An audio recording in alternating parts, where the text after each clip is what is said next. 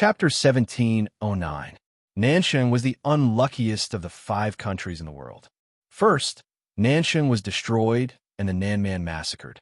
Then, the feudal lords rose up and formed an alliance to fight against the barbarians.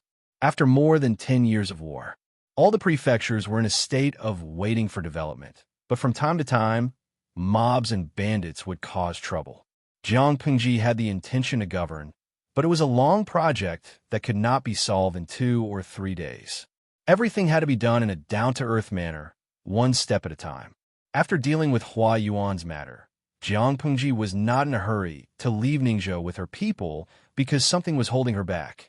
The flood in Ningzhou is so serious. Jiang Pingji and her people temporarily stayed in the prefecture government of Ningzhou. The prefecture government had not been renovated for many years. It looked worse than the private houses of ordinary merchants.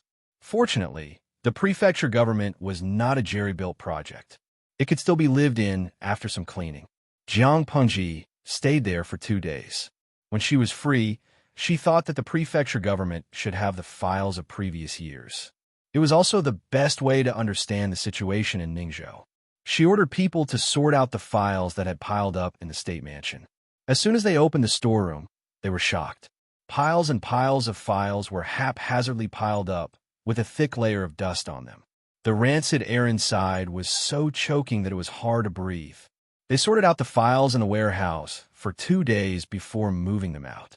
Many of the files have been destroyed by moths. They sorted them out and put them away. Jiang Pingji picked them and looked at them. She did not know if she did not look, but she was shocked when she saw them. Not only were there unjust and false cases that had piled up for many years, but there were also a large number of flood records.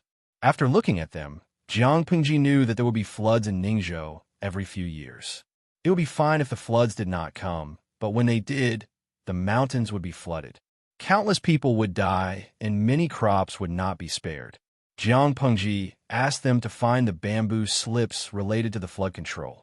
In the end, she was speechless to find that there were not even 10% of such records. Many of the contents were perfunctory. Only after a lot of effort to sort them out did they come up with some useful information. Zixiao, send someone to find out if there are people who have lived in Ningzhou for a long time. Ask them about the flood situation over the years. Lu Zheng asked, controlling the flood is not a short-term task. It consumes a lot of manpower, material resources, and financial resources. How long do you plan to stay here? She had to prioritize. The flood did not happen every year, and it would not be effective in 1 or 2 years. Instead of wasting time here, Jiang Pingji might as well do something else and take complete control of Nansheng as soon as possible. If she delayed for too long, Zhongzhou would recover, and she would miss the best opportunity to reclaim Zhongzhou. Lu Zheng still did not know what Qiguan Rang and Sun Wen had done to Zhongzhou. The information was not on the same level, so his considerations were somewhat incorrect. If he had known that these 2 deities were stirring up trouble in Zhongzhou, causing the entire nation to be in turmoil, he probably wouldn't have said this. Jiang Pingji said, it's precisely because the flood control mission involves so much that I'm even more worried about handing it over to people I'm not familiar with. I'm afraid that they won't do a good job. At the very least, it's better to understand the details and strive to have a clear idea of what's going on. Then, I'll hand it over to someone else so that I don't have to worry about the other party deceiving me. There will be no more wars in the short term. Jiang Pingji wanted to buy as much time as possible to restore the livelihood of the local people and let them settle down. He who wins the hearts of the people will win the world. As long as the people were loyal to her, she was not afraid that the people in the rear would be egged on to rebel. Lu Zheng saw that Jiang Pengji had her own plans. Out of his trust in her, he stopped trying to persuade her. After 2 days of investigation and sorting out, Jiang Pengji basically found out the source of the flood in Ningzhou. She was angry and amused at the same time. The destruction of Nansheng is really self-inflicted. You can't blame it all on the 4 factions of Nanman. Their roots are rotten. If they were to die, they would die later. The 4 factions of Nanman would just send Nansheng to heaven earlier. The flood in Ningzhou was not about anything else. It was mainly about the blockage of the river and the officials' connivance with the gentry clans occupying the riverbed near the flood discharge channel. Some people even transported soil to make farmland. Coupled with the accumulation of silt in the downstream river, the water system in Ningzhou was becoming more and more blocked. During the rainy season, it was fine if the rain was normal, but once it exceeded the normal amount, it was easy to cause a flood. The river would flow backwards and drown the crops. Before Nansheng was destroyed, Ningzhou would allocate a sum of money to control the flood every year and regularly send people to dredge the river. Even though there were cases of corruption and bribery, God gave face. There were occasional floods, but the scale was not large. Since the destruction of Nansheng, each prefecture and county had to endure the invasion of Nanman and face the domination of the local forces. Naturally, no one would allocate money to clean up the river. In the eyes of many short-sighted people, cleaning up the river was like throwing money into the river. It only made a sound, but it did not make money. The consequences of doing so came quickly. During the more than 10 years of war, Ningzhou had 2 major floods and 5 minor floods. About 10,000 people died. Over the years, the value of the crops lost was nearly 1 million strings of coins. According to the descriptions of the villagers, the floods in the past few years were getting worse. This year's luck was good. There was not much rainfall during the rainy season, and there was no movement in the river. But next year it was hard to say. Jiang Pingji asked someone to take her to various blocked river channels to take a look. When she came back, she drew a simple picture. It's not practical to directly clean up the main river channel. We don't have enough time, money, and manpower, Jiang Pingji said. It's better to clean up these few tributaries first and expand the river to share the pressure of the main river channel. When we have time, we can dredge the main river channel. Jiang Pengji circled a few more places and said, it's better to change these few turns and straighten them so that the flood discharge will be smoother. Lu Zheng did not have much of an opinion. Who do you plan to hand over to, my lord?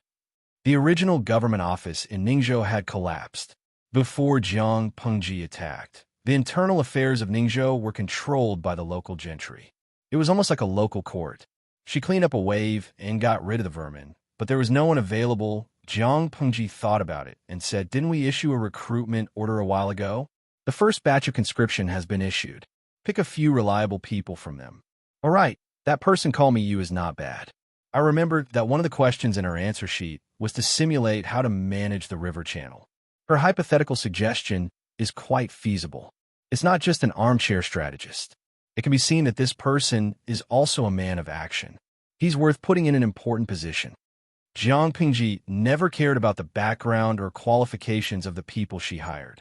She only looked at their sense of responsibility and ability. Although this kind of employment system was not in line with this era, Jiang Pingji was the one who made the rules. Only others obeyed her. There was no reason for her to compromise. In a few words, Jiang Pengji decided to hand over the affairs of Ningzhou to Miyu, a greenhorn. I'll write a letter asking her to come over and take up the post. When she comes, we'll leave.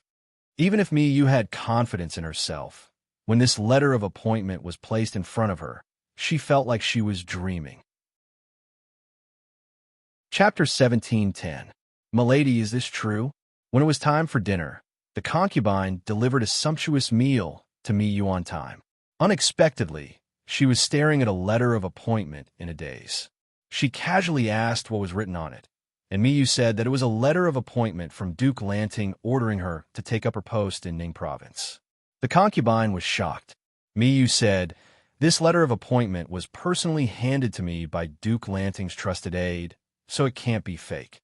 It's just that, the concubine finished for her. It's just that you think this good news came too suddenly? Miyu sighed. Although I have ambitions, I also know my own limits. This was indeed a good thing that fell from the sky, but Miyu was worried that she would be crushed to death by the pie before she could eat it. The concubine smiled. This is the first time I've heard Milady say such unconfident words. In the concubine's impression, this first madam of her family was a capable person. No matter what she encountered, she always seemed to have a well-thought-out plan, and no matter how difficult the problem was, she could easily solve it. This isn't something that can be solved with confidence alone. I've never met the Duke of Lanting before, and the only thing he knows about me is that recruitment event. Just how daring does he have to be to entrust such an important task to a person he doesn't even know of? Mika said, the concubine didn't understand the affairs of the bureaucracy, but from what Miyu said, it didn't seem like a good thing. Then what should we do? Could there be other secrets to this matter? Is he trying to capture Milady to bear the blame? The concubine was a little anxious. She was really worried about Miyu's safety. After all, this family was basically supported by Miyu. If something happened to Miyu, with just that irresponsible man, all the concubines in the backyard would have no one to rely on. Milady, can we reject this matter? We can't just send ourselves to death for nothing. Seeing that the concubine's thoughts were getting more and more ridiculous, Miyu laughed and interrupted her random thoughts. What are you thinking about? I'm just curious about the Duke of Lanting's intentions, but I don't think she's that bad. Michu picked up the letter of appointment from the table and folded it carefully, smoothing every corner of it. This letter was the key to her official career. Whether she would rise to the top or not, it all depended on this letter. Michu said, however, I also heard that the Duke of Lanting is a very unexpected woman. She likes to do things unpredictably, and ordinary people can't predict what she will do. The concubine was comforted by Miyu, but she still looked at her worriedly. We can also look on the bright side. Perhaps the Duke of Lanting really has a sharp eye for talent. He could tell at a glance that your wife is a great talent. This matter is not urgent. Let's eat first. Mikan wasn't confident either, but she didn't want to infect the girl in front of her with her anxiety and worry for nothing. Besides, the Duke of Lanting wouldn't do anything that would ruin her reputation. This is most likely an opportunity for your madam. If I can grasp it, in the future, there will definitely be a place for me. The concubine didn't understand these things, but since Mikan said so, she could only believe it. After dinner, the candle in Mikan's study didn't go out. It burned until the sun rose the next day. Mikan spent the whole night flipping through the books and notes related to flood control. She reviewed every part and extracted useful content to compile into a booklet. The rest of the time, she searched for information related to Ningzhou. Only by doing her homework could one know oneself and the enemy and win 100 battles. However, staying up late was the result of being depressed. She slept for 4 hours, freshened up, and hurried to the prefecture's government office. Before Mikan arrived, Fengyu mentioned her to Yang Si. Outsiders didn't understand Jiang Pingji, but they had been serving her for nearly a decade. They knew what kind of person their lord was. Jiang Pingji never did useless things. Since she chose Mikan, it must be because she was competent, not because of other reasons. However, in the eyes of outsiders, it was probably not a surprise, but a shock. The Lord's letter of appointment probably scared that person. He hasn't come to take the roll call at this time. Could he have been scared away? As it was nearing mealtime, Yang Si had the kitchen serve the food. Nanqing's food was different from Dongqing's. The latter had a heavier taste, while the former had a lighter taste. The cooking was also more exquisite. Wherever Jiang Pingji went to war, he would search for delicacies. Recently, he even planned to write a book about his experiences in food. The world was big, but eating was the most important. Feng Zhen's sarcasm reached his ears, but it only stayed for a few seconds before he deleted it. Yang Si, did you hear what I said? Yang Si said, I did. Feng Zhen said, then tell me, when will Mikan come? Yang Si took a sip of the soup. The soup was fragrant, but not greasy. When he swallowed it, the fragrance lingered in his mouth. It was indeed delicious. Don't you have a wife?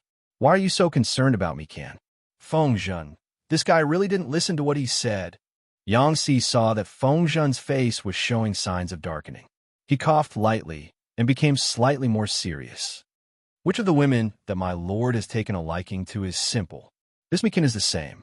You don't have to worry about her, Yang Si said. Even if she's a colleague, she's a married woman, and you're a married man. Gossip is a fearful thing. It's never wrong to keep a distance. Yang Si really didn't hear what Feng Zhen said. He thought that this guy's old habits were acting up again, so he reminded him. Feng Zhen's face completely darkened. I'm asking you, Did that me can be scared away by my lord's sudden important position? You're thinking too much. Yang Si. His strong desire to live made Yang Si change the topic. Speaking of which, how talented is this me can that my lord values her so much? She was suddenly promoted to the position of a high-ranking official. Even a celestial monkey wouldn't have such speed. Fengzhen wasn't that easy to fool. But before he could say anything, someone outside said that Meekin was here. The two of them were suspicious. Why is she looking for us instead of going to the roll call ceremony? Let her in. When Meekin came, she brought a pile of bamboo slips and cloth. She was here to ask for advice. Yesterday, I received my lord's letter of appointment appointing me to Ning province. I'm terrified and deeply feel that I'm incompetent. I'm afraid that I'll let my lord down. I spent the night looking for a lot of information related to flood control, but I'm inexperienced and there are still many things I don't understand. Meekin lowered herself and treated Yang Si and Fengzhen with even more respect. She didn't have the slightest bit of arrogance and complacency after gaining power. She hadn't been in officialdom before, but she knew that being put in an important position as soon as she arrived would more or less attract the dissatisfaction and hatred of some people. She didn't know what Yang Si and Fengzhen thought of her, but she knew that she had to correct her attitude and reduce the hatred as much as possible. If she could learn something from the two of them to help her take fewer detours, that would be even better. Fengzhen and Yang Si looked at each other and understood what the other meant. This weekend was interesting. Chapter 17:11. Michu's choice was undoubtedly correct. As an outsider who had been promoted to a high-level position within a few days of the conquest, there were many people who were jealous of her. With Fengzhen and Yang Si's ideological awareness, they would not argue with her, let alone deliberately suppress Michu. But what about others? Could others trust Jiang Pengji's choice so much that they would not make things difficult for Michu? In places that Michu could not see, there were many people who were jealous and doubtful of her. Some just sneered and watched the show, waiting for her to fall from a high place. Others looked at her with eyes full of prejudice, carefully scanning every inch of her, trying to find evidence that could pull her down from her high horse. These people were still okay. They did not put their malice into action, but there were also people who had already planned to make her never rise again. Her starting point was too high. Many people struggled for years, but did not even reach 1/10 of what she had today. Her starting point was the end point of others. How could she not be jealous and resentful? Because of this, Michu had to be even more careful not to leave any evidence that others could use against her. As a smart person, Michu naturally understood this logic. She did not dare to neglect important officials like Yang Si and Fengzhen in the slightest. Even though she was now a hot new noble in the eyes of outsiders, Michu still put on the attitude of a junior and seriously asked for advice. Rather than asking for advice, it was more like the three of them sat together and discussed, exchanging what they needed at the same time. As the exchange deepened, Yang Si and the others found that Michu gave them more surprises than they had imagined. It could be seen that their lord did not choose Michu to go to Ningzhou on a whim. It was indeed because Michu was the most suitable candidate. She had a good attitude, was humble, and was also smart. How could such a colleague not be liked? However, there was one thing that Yang Si did not understand, so he asked, I heard that Su Chun has lived in the inner house for a long time. Why is he so familiar with the rivers everywhere? Not only was he familiar with them, but he had also done a lot of homework. This amount of homework was not something that could be done in one night. It was clearly the experience accumulated over a long period of time. It also needed to be investigated and understood on the spot. It was not something that could be done on paper. He shouldn't be the focus of the women in the inner house, right? Mika chatted with Yang Si and the others for more than 2 hours and learned a lot from them. The three of them also changed from the respectful way they used to address each other, calling each other by their first name. The surname, Shuchong, sounded a little strange, but since it was bestowed by an elder, there should be a deeper meaning behind it. Mika smiled and said, My grandfather used to be a governor for a few years and was fortunate enough to serve the people for a few years. My father was also once conscripted into the government, but due to his health, he had no choice but to resign. Although the two of them had not been officials for long, they had always been concerned about the common people. As a result, there were many books related to flood control at home. When I was young, I was influenced by my father and learned a lot. I never thought that there would be a day when I would be able to put it to use. When Michu was still a child, her father would often sigh beside her ear. "It's a pity that my son is not a man. Otherwise, he would definitely be able to compete with the young talents of the world." Michu was young, but she was very competitive. After she was enlightened, she was often praised by her elders, so she couldn't bear to hear even the slightest negative comment. Her father acknowledged her talent, but rejected her because of her gender. This made Michu very unhappy, so she immediately retorted, "Father, your daughter is better at learning than anyone else. Why can't I fight for it?"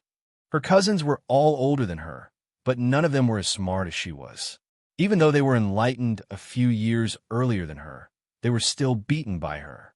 Michu's father sighed and stroked his daughter's head. "Although my daughter is ambitious, the women of the world will eventually have to marry and have children, living in the inner courtyard. What does a woman in the inner courtyard need to learn? At most, she'll just have to help her husband teach her children, give her needlework, and do some favors." Michu angrily slammed the bamboo scroll on the table. "Your daughter doesn't want to learn those things. Of course, you don't have to learn them now. But when you reach the age of 15 and are getting married, you'll still have to learn them well."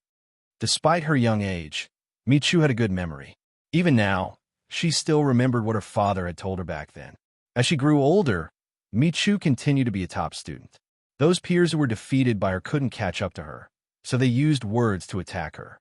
What's the point of a girl learning so many classics? No matter how well you learn, you'll still have to marry and have children. The inner courtyard doesn't have any use for these things, so isn't a waste of time for you to learn them?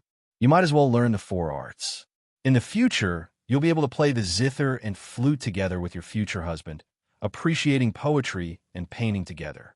If you learn these wild things, how will your future husband's family be satisfied with you as their daughter-in-law? What a fool. Even if I learn it, it's useless. It's a waste of time and energy. While other girls of her age were chasing butterflies, admiring flowers, or boating on the lake, Michigan Chu did nothing but study. Studying was a tough job, so how could Michu enjoy it? But she couldn't take this lying down. If she gave up halfway, what kind of faces would these people secretly use to mock and ridicule her? She had studied for so many years, so why did they say useless was really useless? Who set this rule? Could it be those men who were inferior to her in every aspect, who had nothing but jealousy, and sarcasm? Why was Michu still unable to forget her late husband? Because he was the first person Michu had met who understood and respected her. Not only were they husband and wife, but they were also close friends who shared the same ideals. In comparison, her current husband was really useless except for his face. Michu chatted with Feng Zhen and the others for several hours. Both of them learned a lot, and their impressions of each other gradually improved. After she left, Yang Si said with a smile, "Fortunately, Su Chun is a woman, and our Lord is also a woman. Otherwise, both sides would be at a disadvantage." What disadvantage? Naturally, it would be the loss of her reputation. If Jiang Pingji was a man and put Michu in an important position right from the start, not only would outsiders be jealous, but they would also make up a rumor that Michu seduced men with her beauty and took advantage of the situation. Once such a rumor spread, Michu's reputation would never be cleared. No matter how well she did, people would still gossip about her. There would always be people who would use the most malicious words to slander her, saying that her power, status, achievements, and glory were all obtained from the Lord through her beauty. Only in this way could those petty people quell the jealousy in their hearts and absolve themselves of being useless and useless. If Michu was a man, that would be even more incredible. Wouldn't the rumors about his Lord, who had been neglected for a long time, be spread like wildfire? Oh, that didn't seem quite right. His Lord had put many people in an important position right from the start, and there didn't seem to be many scandals. This had always been an unsolved mystery. His Lord was a female vassal, So why didn't people talk about scandals as if they were blind? Fengzhen said, scandals? Chapter 17:12. As long as it didn't involve any conspiracy, Jiang Pengji's actions were honorable. Thus, the news of her appointing Mi Chu spread like wildfire throughout the Nansheng aristocrat circle. Who was Mi Chu? Investigate. Even after more than 10 years of war, the aristocrats of Nansheng were greatly weakened, but a starving camel was still bigger than a horse. If they wanted to investigate a person, the news would be as fast as a galloping horse. Moreover, Mi Chu was born into an aristocrat family and was famous when she was young. Many people had heard of her name and recognized her. Mi Chu was a famous talented girl when she was young. Her late husband was also a famous talented scholar. They were a famous golden couple. Later, her late husband died of illness, and Mi Chu became a widow. After a few years of silence, her presence gradually faded. Some people vaguely remembered the interesting things that happened between her and her late husband when they were young, but they didn't know that she was forced to remarry. No one could have imagined that the name Mi Liang would be mentioned once again. It wasn't because of her talent and beauty, nor was it because she was someone's wife, but because she was Mi Liang, a woman who was given such a heavy responsibility right after she was conscripted. After digging deeper, outsiders found out that so many things had happened to her. Some people praised her as a role model for the legitimate wife, because as the first wife, she managed her husband's backyard in an orderly manner. She had a harmonious relationship with her wife and concubines, and she could earn money to support the family. As her husband, he didn't have to worry about anything and only needed to eat, drink, and be merry at home. Some people criticized her as a traitor. When the aristocrats of Nansheng tacitly rejected the recruitment order, she didn't know how to avoid arousing suspicion. She forgot her pride as an aristocrat for the sake of some glory and wealth. She wagged her tail at an outsider and begged. It was extremely laughable. Some people criticized her for being a sissy and inverting yin and yang. A rebellious woman like Jiang Pengji would be destroyed sooner or later. Mi Chu had been well-read since she was young, yet she didn't understand the principles of yin and yang. Instead, she learned from Jiang Pengji and rebelled. Wasn't she afraid of angering her ancestors? Of course, although these people criticized her verbally, they were actually jealous in their hearts. According to the current situation, no one could stop Jiang Pengji's footsteps to rule the world. Whoever helped her would have the credit of founding the country. Mi Qian's ancestors were lucky enough to be able to get this opportunity. These people probably said that the grapes were sour because they couldn't eat them. Their mouths were chattering, but their hearts were filled with jealousy. Soon, they found Mi Chu's current husband. She had thought that even if her second husband was worse than her first husband, it wouldn't be by much. This man is really lucky. With such a wife, he really doesn't have to do anything.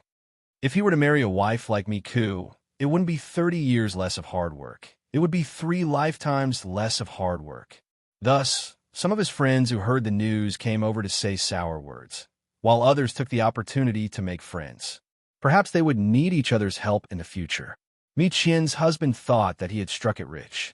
Even the person who was usually cold to him was talking to him. He couldn't help but feel a little smug. Later on, the more he listened, the more he felt that something was wrong.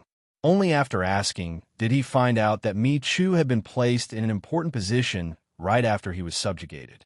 Knowing this, Mi Chu's husband became a little distracted.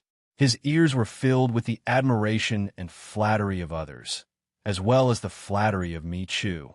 There were even some people who secretly mocked him for being raised by his wife, saying that he was no different from a son-in-law who married into the family. He was furious, but he couldn't say anything to refute. He could only swallow his anger and not dare to utter a word. What could he do? If he had the capital to be arrogant, he would throw a divorce letter to Mi Chu right now, and everyone would go their separate ways. That way, no one would mock him for being useless and living off a woman because of Mi Chu. But the truth was, he didn't have the guts to do so, and his parents wouldn't allow him to do so. Not to mention putting this idea into action. Even if he said it out loud, his parents would still press him down in front of his ancestors and break his legs. The world was big, But nothing was more important than the family's glory and inheritance. The son they gave birth to was disappointing, but at least the daughter-in-law they married was capable. So how could they let such a good daughter-in-law go? After being bored for 2 days, he packed his things and went to find Mi-Chu, completely forgetting that he still had a meal of bamboo scrolls to eat. "What are you doing here?" Mi-Chu had just arrived in Ningzhou, and this was the first time she met her lord, Jiang Pengji. After exchanging a few pleasantries, she was given a bunch of tasks.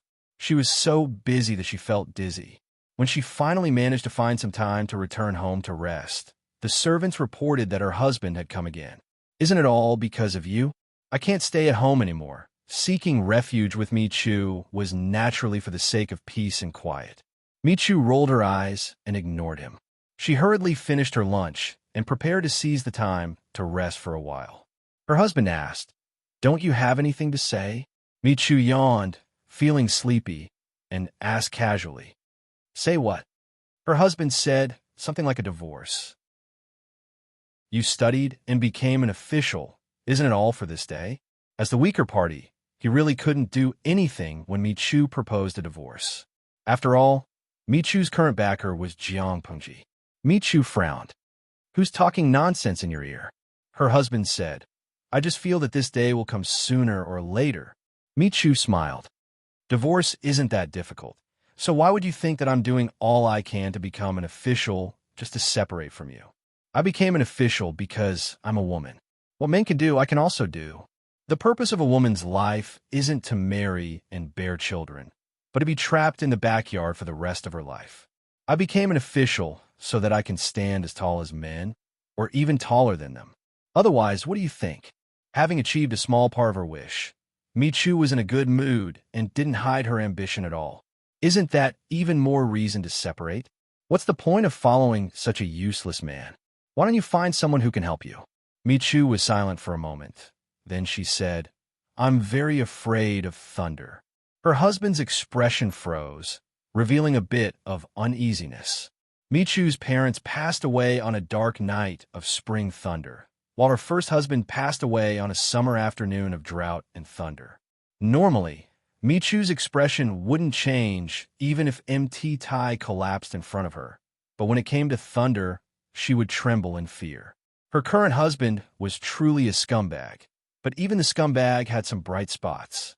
For example, he accidentally found out that Mi-Chu was afraid of thunder, so every time there was a thunderstorm, regardless of whether he was sleeping in his concubine's room or having a banquet outside, he would always rush back to accompany her. It was because of these small bright spots that Mi-Chu tolerated him.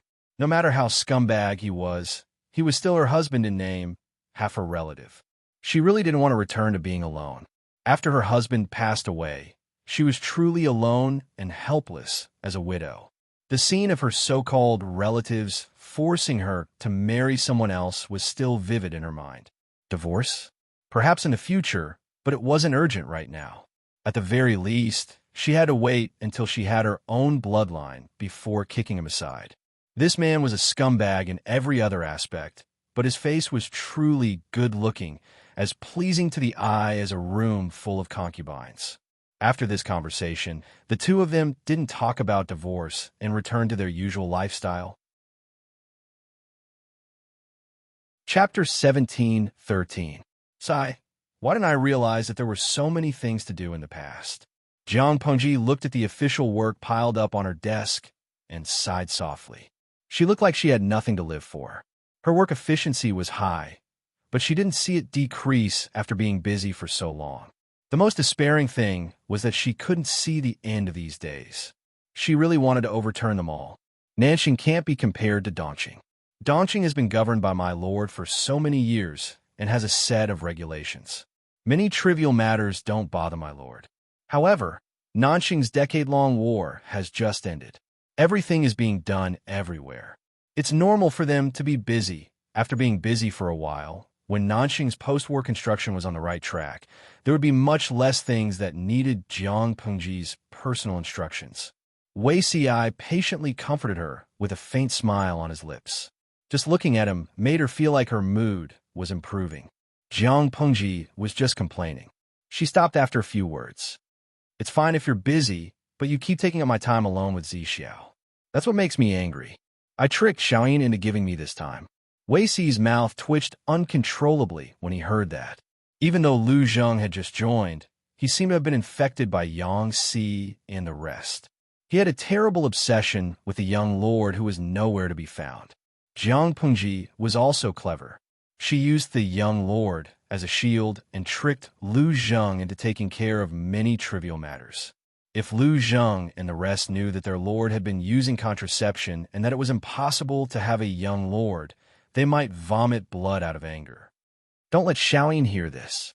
If he hears it, he'll go all out and fight you. Yang Si and the rest were loyal to Jiang Pengji, but Jiang Pengji was merciless when it came to tricking them. Wei Xi, who was familiar with the inside story, watched their interaction. He often felt guilty, as if he was helping a tyrant do evil. Jiang Pengji smiled. I'm a very cautious person. Zixiao, you still don't believe me? Wei Xi was speechless. How is this something to be proud of? Believe it or not, Yang Sifeng and the rest would cry in front of her. This Michu is really something. She actually managed to get Jing Rong and Zisher to put in a good word for her. You should know that those two are the most difficult to deal with, and also the hardest to please. Jiang Pengji read and saw the message Yang Si sent over. Not only was there a work report, but there were also praises for Miyu. Besides Yang Si, Feng Zhen had also put in a good word for Miyu. Not only did they affirm Miyu's character and talent, they also affirmed her ability. These two were not people who were easy to get along with. It was extremely difficult for an outsider to grasp their pulse, let alone curry favor with them. It was rare for them to take the initiative to speak up for someone. Jiang Pengji had known them for so many years. She could count on 5 hands the number of people who had the ability to make them like her to the max. Wei Ci said, "This is not an accident." Back in her previous life, when Miku was in the bureaucracy, she was hated by many. Even though no one dared to speak against her openly, there were definitely many people who cursed her to die in secret. She was hated and cursed by so many people, yet she could still live peacefully. How could she do that without some ability? With her abilities, it wasn't as difficult as she had imagined to increase Gao Yangxi and Feng Zhen's favorability. Jiang Pengji smiled and said, I have even more expectations for her. I hope she won't disappoint me. Wei Ci said, My lord means, he frowned slightly, realizing that something was not quite right. Listening to what his lord meant, she wanted to promote Miyu to a higher position. Thinking of this, Wei Ci did not quite agree. According to Miyu's ability, she could use facts to convince everyone. It was only a matter of time before she reached the height of her previous life. His lord seemed to want to spoil things by pushing them from behind. Wouldn't this have the opposite effect? We have Nongqin in the military, but we still lack one in the civil field, Jiang Pengji said. I lack a woman like Miyu. She appeared at the right time. There was no lack of outstanding women around her, but these women were seriously biased toward subjects. The female generals, led by Jiang Nongqin, had barely managed to gain a foothold, but the civil field had yet to be developed. Wei Ci said, Isn't there a lady from the Wei family? He reminded his lord that Wei Jingxian had followed her husband Feng Jin and helped her for many years. She cannot forget her just because her presence was low. Jiang Pengji said, It's not that I haven't considered Jingxian, but her temperament is on the soft side. She's not aggressive and doesn't have enough ambition. Bai Yuexia is not bad either. Jiang Pengji said I have special arrangements for her. She just needs to be engrossed in her studies and not get involved in those messy fights. Wei Jingxian was not bad, but her temperament and family background meant that she was more inclined to be conservative. Without ambition, how could she have the motivation to advance? Without aggressiveness, how could she demonstrate to the enemy and show her strength? If she couldn't do that, then she was not the person she wanted. Bai Yuexia was not bad either. According to Wei Ci, her future achievements would not be low. However, there were specializations in different fields. Bai Yuexia was from the Mahists, so her battlefield was not the court. Jiang Pengji also did not want Bai Yuexia to focus on that. What she needed was a benchmark so that the world could look at the achievements and status that women could achieve in the political arena through this benchmark. Jiang Nongqin was a martial artist. Wei Jingxian was too gentle. Bai Yuexiao was partial to subjects. As for the others, they either lacked experience or talent. They could not become the most important chess pieces in Jiang Pengji's hands. Just when she was at her wit's end, Mi Chu appeared. Even if Mi Chu looked harmless, Jiang Pengji could see that her eyes were filled with desire and ambition for power. What was more precious was that Mi Chu had the ability to match her ambition. The timing of Mi Chu's appearance was just right. Therefore, Jiang Pengji planned to set Mi Chu as an important benchmark for women in the court. The women of the world would look up to her. Only when the civil and military complemented each other can they truly stand firm in the court. With them, the world would not look down on women as they used to. Wei Ci understood Jiang Pengji's intention after thinking for a while. In that case, Mi Chu is indeed the most suitable candidate. Jiang Pengji said to Wei Ci, honestly, I think so, but whether or not she can grasp the opportunity depends on Mi Chu herself. If she can be supported, I will naturally work hard to cultivate her. If she is a useless person who can't be supported, I will not force her. After all, supporting an unworthy benchmark would not only be unsatisfactory, but it would also easily lead to a backlash. Wei Ci said, My lord's plans are far-reaching. You will definitely achieve what you want. Jiang Pengji smiled and said, Zixiao's words are still so in line with my thoughts. Because Jiang Pengji was obsessed with work, the idle people expressed that the content of the recent live stream was a little boring and they were a little tired of watching it. Fortunately, the idle people still had a fountain of happiness, dream of 1,000 years of luck. Chapter 17:14. I love dreams of 1,000 years. I'm rubbing my hands in excitement. Now, it's the most exciting time of the week. Even though dreams of 1,000 years had been around for many years and the number of lucky people had exceeded 3 digits, it did not diminish their enthusiasm. Dreams of 1,000 years only happened once a week, and there was only one slot each time. There were more than 10 billion people in 2 dimensions. On the day of the lucky draw, it was much harder to get a slot in the streaming room than usual. Even the big shots who bought houses in the streaming room often failed. Getting a slot in the streaming room was just getting the right to the lucky draw. The streaming room would choose the chosen one from 5 million people. Every chosen one was the most dazzling existence among billions of people. Their luck was off the charts. It was harder than winning a lottery ticket worth hundreds of millions.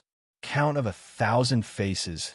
After all the chaos, I finally made it in. It's my first time getting a slot in the streaming room in half a year. I'm crying my heart out. Dang Zhan Huzing Fei. It's time for the lucky draw. I feel more excited than being a groom on this day. Giran Rugio. Look, this lucky person is of pure European descent. He's fair and beautiful. Why don't we roast him?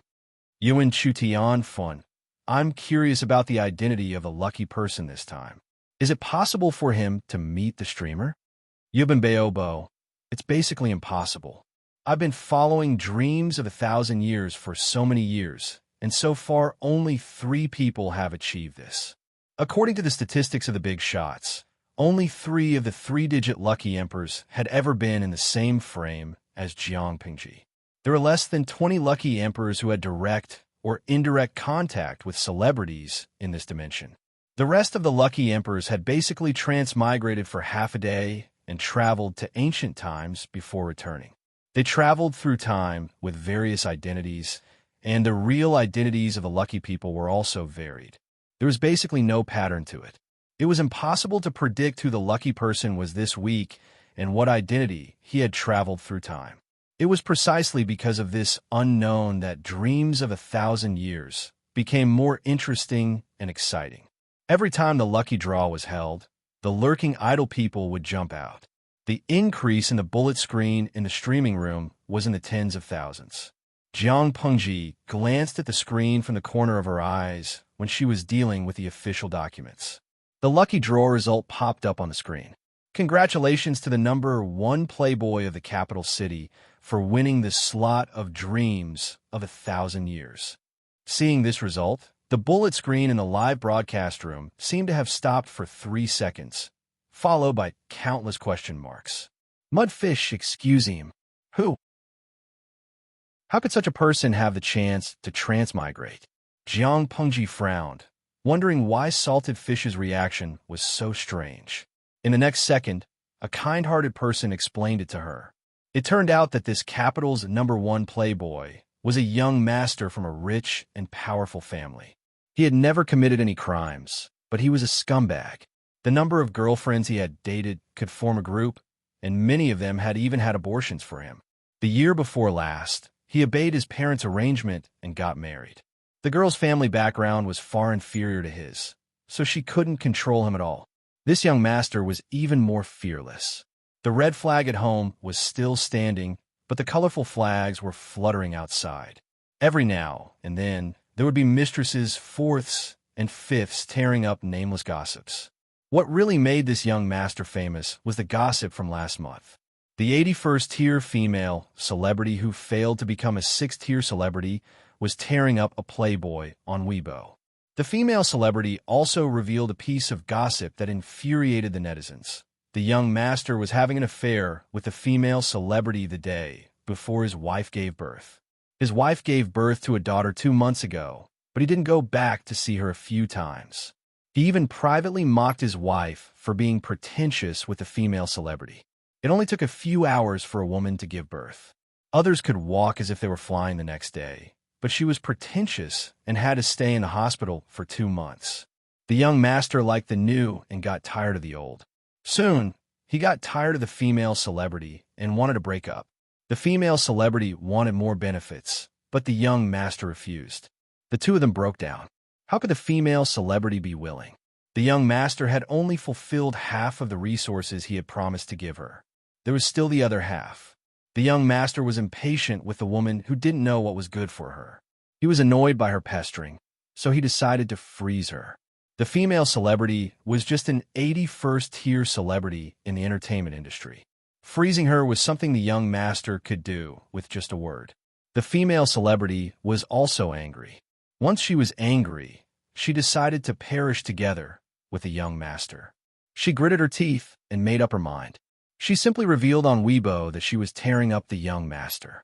Let's not talk about whether this move of hers was rational or if she thought of it with her feet, but her generosity made the netizens eat their fill. For a week, all kinds of skinning, all kinds of reversals, and all kinds of high energy filled the emptiness of countless night owls. The female celebrity also revealed the audio recording, which completely crushed the young master. He couldn't even clear his name. The power of the netizens was strong. Soon, the young master's family and social media accounts were all exposed. When they were exposing him, they also found the young master's account in the live broadcast room. Unexpectedly, the young master was also a loyal fan of the live broadcast room, even though it was black. What was more coincidental was that his account ID was Capital's #1 playboy, Yinwu Quansha. Bah! Letting such a scumbag transmigrate is giving him a chance to go to ancient times to play with women. Green fairy tales. Maybe he's a man in a woman's clothes. It's still uncertain whether he will be beaten or not. Meixiang as before. This guy can become a European emperor. I feel as disgusted as eating a fly. The young master didn't care about these sour comments. He happily announced the result on Weibo, with a face full of sarcasm for the masses of salted fish. His matter was a big deal on the internet. It was trending every day, and he was almost the model of a modern scumbag. He didn't care. After all, the netizens' criticism and sour comments couldn't affect his real life. While the netizens were eating instant noodles and denouncing him, he still drove a luxury car, lived in a mansion, and slept with the woman they yearned for day and night, but couldn't have. Now it was even worse. The 1 in a billion chance of becoming a European emperor had fallen into his hands. What was this called? Not only was he rich, powerful, and handsome, but he also had luck. God had really opened his eyes. When a young master was transmigrating in his dream, The resentment in the live broadcast room almost condensed into a substance. Many of the salted fish complained that they didn't want to watch the live broadcast because they felt disgusted. In the end, the law of Wang Jing told us that the more you swore, the easier was to be slapped in the face. Zhen Xiang might be late, but she would never be absent. Jiang Pengji's curiosity was aroused by the salted fish's resentment. She opened the interface of the European Emperor's live broadcast room. Then, and 666 filled every corner of the screen. She temporarily turned off the bullet screen and looked at the content on the screen in silence for 2 seconds. The identity of the European Emperor who had transmigrated was a bit tricky. The European Emperor's wish to go to ancient times to pick up ancient beauties was not going to happen. Chapter 17:15. Yaidongwu. It's so easy for a woman to give birth. It's as easy as taking a dump. Am I right, lucky emperor? Xiaozhu, my dear, children born naturally are smarter. Just bear with it. How can a man be more afraid of pain than your wife and mother? She was giving birth to a child, but she was screaming like a pig being slaughtered. If she were to howl like this now, she would run out of energy later. Come a cup of ice cold. The lucky queen is indeed a happy fountain. I was so desperate just now that I wanted to turn off the live broadcast room. I didn't expect this guy to become a pregnant woman in labor. Oh my, I know it's wrong to gloat, but allow me to be happy first before I repent. Don't you think this pile of sh*t is so thick that you can't poop it out? The famous online quote of Capital's #1 playboy was, "Giving birth is like taking a dump." Women who say that it hurts are all pretentious. My mother's generation didn't have so many problems. She even said that she didn't want to give birth. If she doesn't give me a son, she'll get lost. These words not only angered all the female netizens, but even the male netizens felt ashamed that there was such an idiot among the men. It's easy for you to say that. If you have the ability, go and experience it first. In the end, luck won the bid. He was fortunate enough to stand out from the millions of people and become the new king of luck, obtaining the qualification to experience the birth of a pregnant woman in ancient times. When he first crossed over, he felt a little dizzy, and his whole body seemed to be drained of energy. A wave of unbearable pain spread from his lower body to his whole body. As his consciousness cleared, the pain he felt became more and more intense. In the end, he couldn't take it anymore and tried to grab the source of the pain with his hands. As soon as he did so, his palm came into contact with her plump and taut belly. A round and tight stomach? When he realized this, the European king shivered, and his consciousness was completely awakened. He found the body in a half-sitting position on the bed, with 2 white, slender, well-proportioned legs spread wide. Lucky King looked down and realized that his round belly was blocking his view. Even if they hadn't eaten pork before, they would have seen pigs run. This posture was clearly a common production joke in period dramas. His first reaction was to beat his stomach with his hand. What kind of lousy transmigration was this? He wanted to give birth to a child. However, the condition of his body was not very good. His actions did not affect the child in any way. Instead, it caused an even more intense contractions, causing him to wail and howl in pain. At this time, a middle-aged woman who looked like a midwife said hurriedly, "Dear, don't waste your energy now. Your baby is too big, and the delivery time is not right. If you do as I say, you will definitely be able to give birth safely." Before the European emperor could retort, the midwife ordered someone to stuff something into his mouth to prevent him from biting his tongue in pain. At the same time, she ordered 2 strong female servants to prop him up in a half-squat position. She explained, "I've delivered babies for at least 1,000 times. Many farmers' wives will squat like this to ensure that the delivery goes smoothly. This way, they can use their strength. Please take a break and gather your strength. When there's movement later, muster up all your strength to give birth to the child. Just follow this servant's instructions and use all your strength." Therefore, the European emperor was forced by a house full of servants, maids, and midwives. No, he was forced to give birth.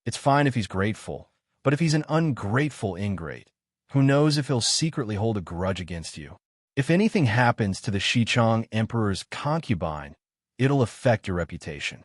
To sum up, it's best to give birth to a daughter to stop the thoughts of the old official, and at the same time, to eliminate the hidden danger, and then the lore will be cleared. Jiang Pengji smiled and placed the melon seeds she peeled with her hands next to his mouth. Wei Si was stunned for a moment, and only opened his mouth to eat the melon seeds slowly. Unfortunately, his lord was too much. She deliberately touched his lips with her fingertips, and the slow movement of rubbing his lips looked extremely ambiguous. Zixiao, you're always thinking about me. I don't know what reward I should give you. My lord. Wei Si's stop was slightly weak. Not only did it not make Jiang Pengji restrain herself, but it also stimulated the urge to take a mile when given an inch. Therefore, someone leaned forward obediently, and like a dragonfly skimming the surface of the water, he left immediately. How about a reward of my lord's kiss? Burp, what was that sound? It was the burp of 5 million salted fish who were maliciously stuffed with dog food by the streamer. Sure, Nan Xiaojia. The streamer is really shameless. How is this a reward for my prince? It's clearly taking advantage of him. Binglu mineral water. This kiss, rounded up, is an exciting boat scene. Jiang Pengji was a miser with a strong possessiveness.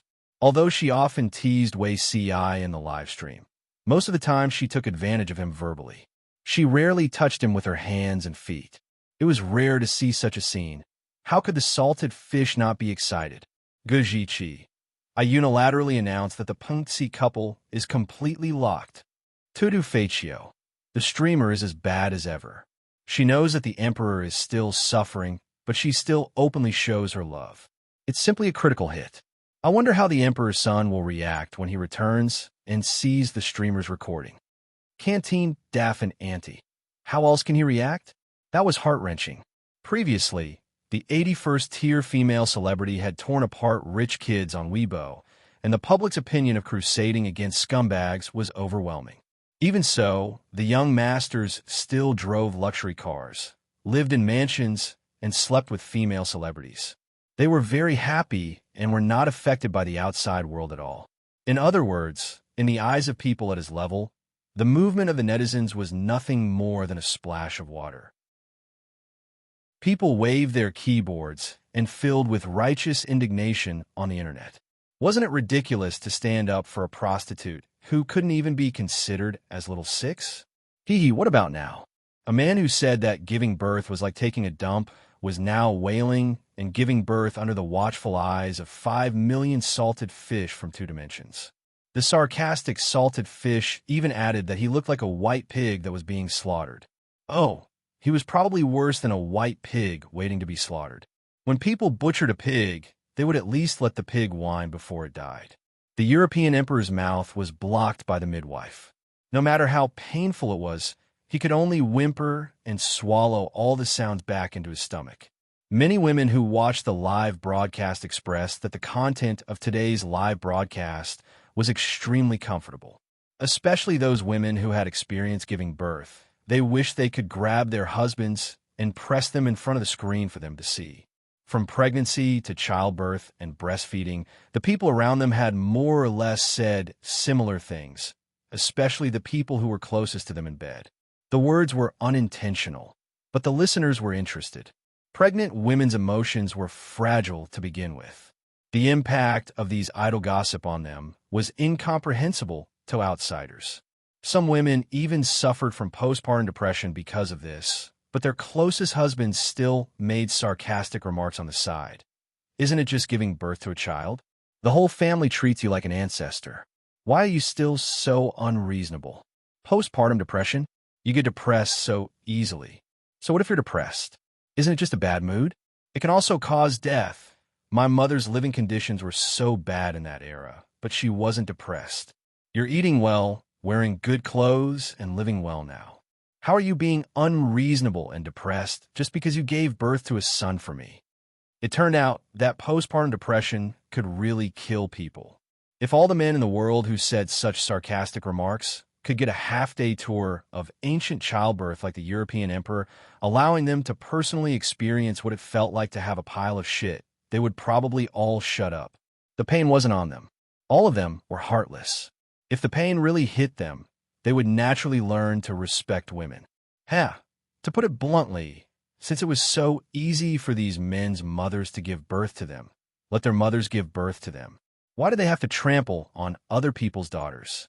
If they couldn't achieve complete respect, they should learn how to shut up. Looking at the live broadcast, the European emperor, who was struggling and wailing like a pig, was being carried by the midwives to give birth without any dignity. Many salted fish felt a sense of satisfaction. After the satisfaction, there was a hint of disappointment and indignation. They had mixed feelings. Free drink, Don't you find the European emperor's body a little familiar? As for who it looked like, the salted fish couldn't tell. The Xichang emperor's concubine's appearance had changed a lot from before. In addition, the European emperor's entire face was contorted from the pain. The veins on his forehead were bulging, and half of his face was red and bloodshot. Not to mention the salted fish who had only seen the emperor's concubine a few times. Even the emperor's concubine's mother wouldn't be able to recognize him. This question was like a drop of water thrown into the vast ocean. It dissipated after a few ripples. The salted fish were still laughing and joking. Jiang Pengji tried her best to show off her affection. Only the poor European emperor was still suffering from unbearable pain. It was unknown whether it was because the fetus was too big, the mother's young body, or other reasons, but the birth was exceptionally difficult. Before the European emperor came over, the emperor's concubine had already endured for 14 to 16 hours. After he transmigrated to give birth, he was in pain for more than 10 hours. Soon, wife, I can see the baby's head. Hearing this, the European emperor, who was in a daze from the pain, seemed to have been injected with a cardiotonic. He grabbed onto whatever he could and exerted force. He felt something slowly slipping out from the place where he was numb from the pain. Every time that thing moved an inch, a wave of intense pain attacked him. It was like a hurricane on the sea hitting a small boat. It was so painful that he felt despair. The midwife hurriedly said, "Wife, exert force. Don't relax your strength, or the little Lang Jun will be hurt." The European emperor cried and exerted force. "MMP, when I give birth to this little kid, I'll throw him like how Lu Big Ear threw Ado." After an unknown amount of time, he felt his body loosen. Something slid out. The European emperor thought in a daze, "It's finally over." The faint sound of fear in his ears didn't attract his attention. Quickly, "Where's the baby?" Chapter 17:17. Child cough. Where's the child? The European king was so excited that he slapped the bed. This child was the golden baby that he had suffered for a long time, from day to night before he finally gave birth to it. Even if he really wanted to throw the child to the ground and kill him, he had to wait for him to take a closer look before doing so. After working so hard for so long, it would be such a waste if he didn't take a look himself. After holding back his anger, the exhausted European emperor could not help but ask the midwife for the baby the moment he regained his freedom. He was too tired and distracted, so he didn't notice the ugly faces of the midwives and the others. When they heard the European king's request to see the child, the midwives and the others looked embarrassed. Their hands, which were holding the child, were still shaking. It was probably because the child had stayed in the mother's womb for too long. When the child was born, the amniotic fluid was very turbid, and the child body was also stained with feces. However, this child could be considered lucky. The emperor's concubine gave birth just in time. If it had been a few more days, the child would probably have died in the womb. However, "Wife, do you really want to see it?" The midwife's voice trembled slightly. Lucky King blurted out, "What nonsense are you talking about? I asked you to bring the child over, so just do it. Why are you wasting time?" When a midwife heard such vulgar words, the hesitation and sympathy in her heart instantly disappeared. It was as if she had thrown away an unlucky piece of garbage. She couldn't wait to place the child next to the European emperor so that he could look at it to his heart's content. Lucky King had seen a newborn baby before. He was mentally prepared that the baby would be ugly. However, when he saw the baby in person, he was stunned. There was no other reason. This child did not look like a newborn. His skin was fair and rosy, and his small nose and eyes were very beautiful. Her two little fists were curled up, and her fair and tender appearance was completely different from the daughter of the European emperor's first wife. Didn't they say that newborn babies are ugly? The European emperor looked at the child as if he was looking at a toy. He poked the child's pouting mouth with his finger. Being good-looking was indeed capricious. The European emperor temporarily forgot about the hatred he had for her not long ago. The midwife wanted to say something, but stopped. Her expression was so conflicted that it looked like she had been constipated for many years. She said something against her will. Perhaps it's because my wife is born beautiful and the child is growing well in her womb. She wanted to say, because this child is a monster. Considering his job and head, he didn't say anything. The European emperor looked at the child, but in his mind he was thinking about his daughter. The more he looked at it, the more he felt that his daughter was better. Right? Is it a boy or a girl? This was a very important question. Not only was the European emperor a scumbag, but he was also a male chauvinist. Didn't you see that his first wife had given birth to a daughter? Although the Qing dynasty had died long ago, their family still had the throne and the throne to inherit. How could they not have a male child? He was already mentally prepared. If his current wife couldn't give birth to a son, he would find someone who could. As for an illegitimate child, he didn't even consider it. After all, he despised illegitimate children and would never let such a lowly thing inherit his family property. The midwife did not answer. It wasn't that she didn't want to answer, it was just that she didn't know how to. Useless. Lucky King cursed. The midwife refused to tell him. He knew how to read it himself. The European emperor felt regretful when he untied the baby's swaddling clothes. If only there were mobile phones and WeChat moments in this place. He would definitely take a close-up photo of the child's penis and post it on his WeChat moments. On the other side, Salted Fish in the live stream room had already predicted the outcome. Huang Xiaomoshi. Seeing this, I feel a little sorry for this European emperor. He has been arranged clearly. Sitting on the grave mound appreciating the moon. Transmigration is risky. Lucky King needs to be careful. Those scumbags with criminal records, I advise you to stay away from the live stream room. It would be fine if they didn't get it, but if they were unlucky enough to get a transmigration for half a day, they would most likely be in trouble with Lucky King. Xiaozhuer, Lucky King is very despicable, but I suddenly feel pity for him. It's really tragic. Salted Fish communicated with the bullet screen. They watched helplessly as Lucky King closed his eyes and touched the prize. First, he untied the child's swaddling clothes, pulled open his legs, lifted his crotch cloth, and reached out to touch. Lucky King touched it and felt that it was smooth between the child's legs. Yes, it didn't look like it was a money-losing product. It was undoubtedly a boy. He felt a sense of relief, as if there was finally an heir to the throne. Lucky King was like a gambler who had found a piece of jade.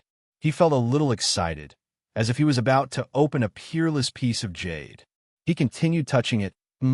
What's this? The structure didn't seem right. He pinched it with his hand and felt a piece of meat that looked like a small sausage, but there were no eggs. No eggs? Lucky King's eyes widened. He wanted to stick his face to the child's body to take a look.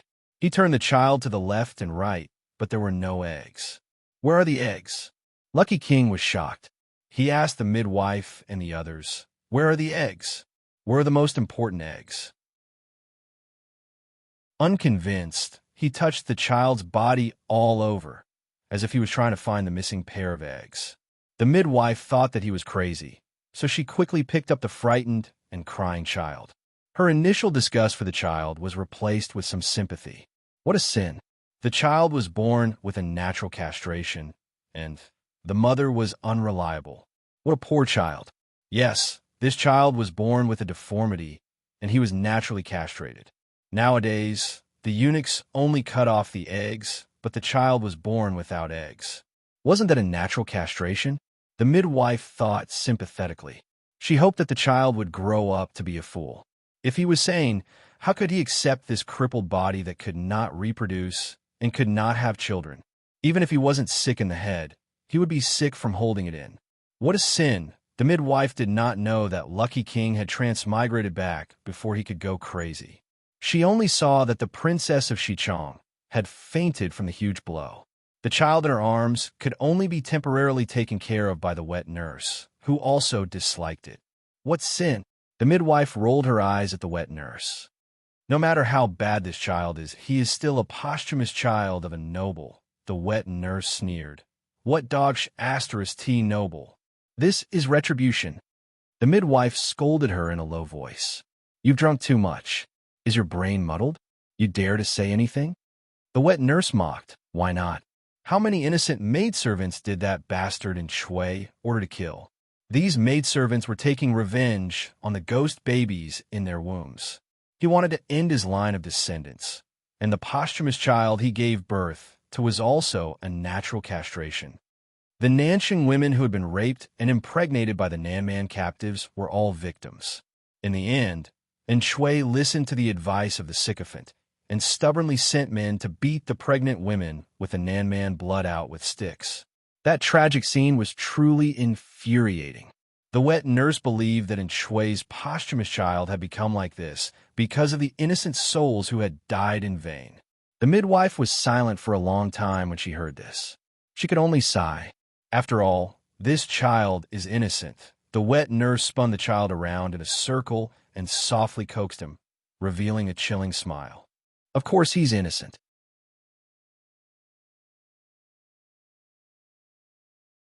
Chapter 17-18.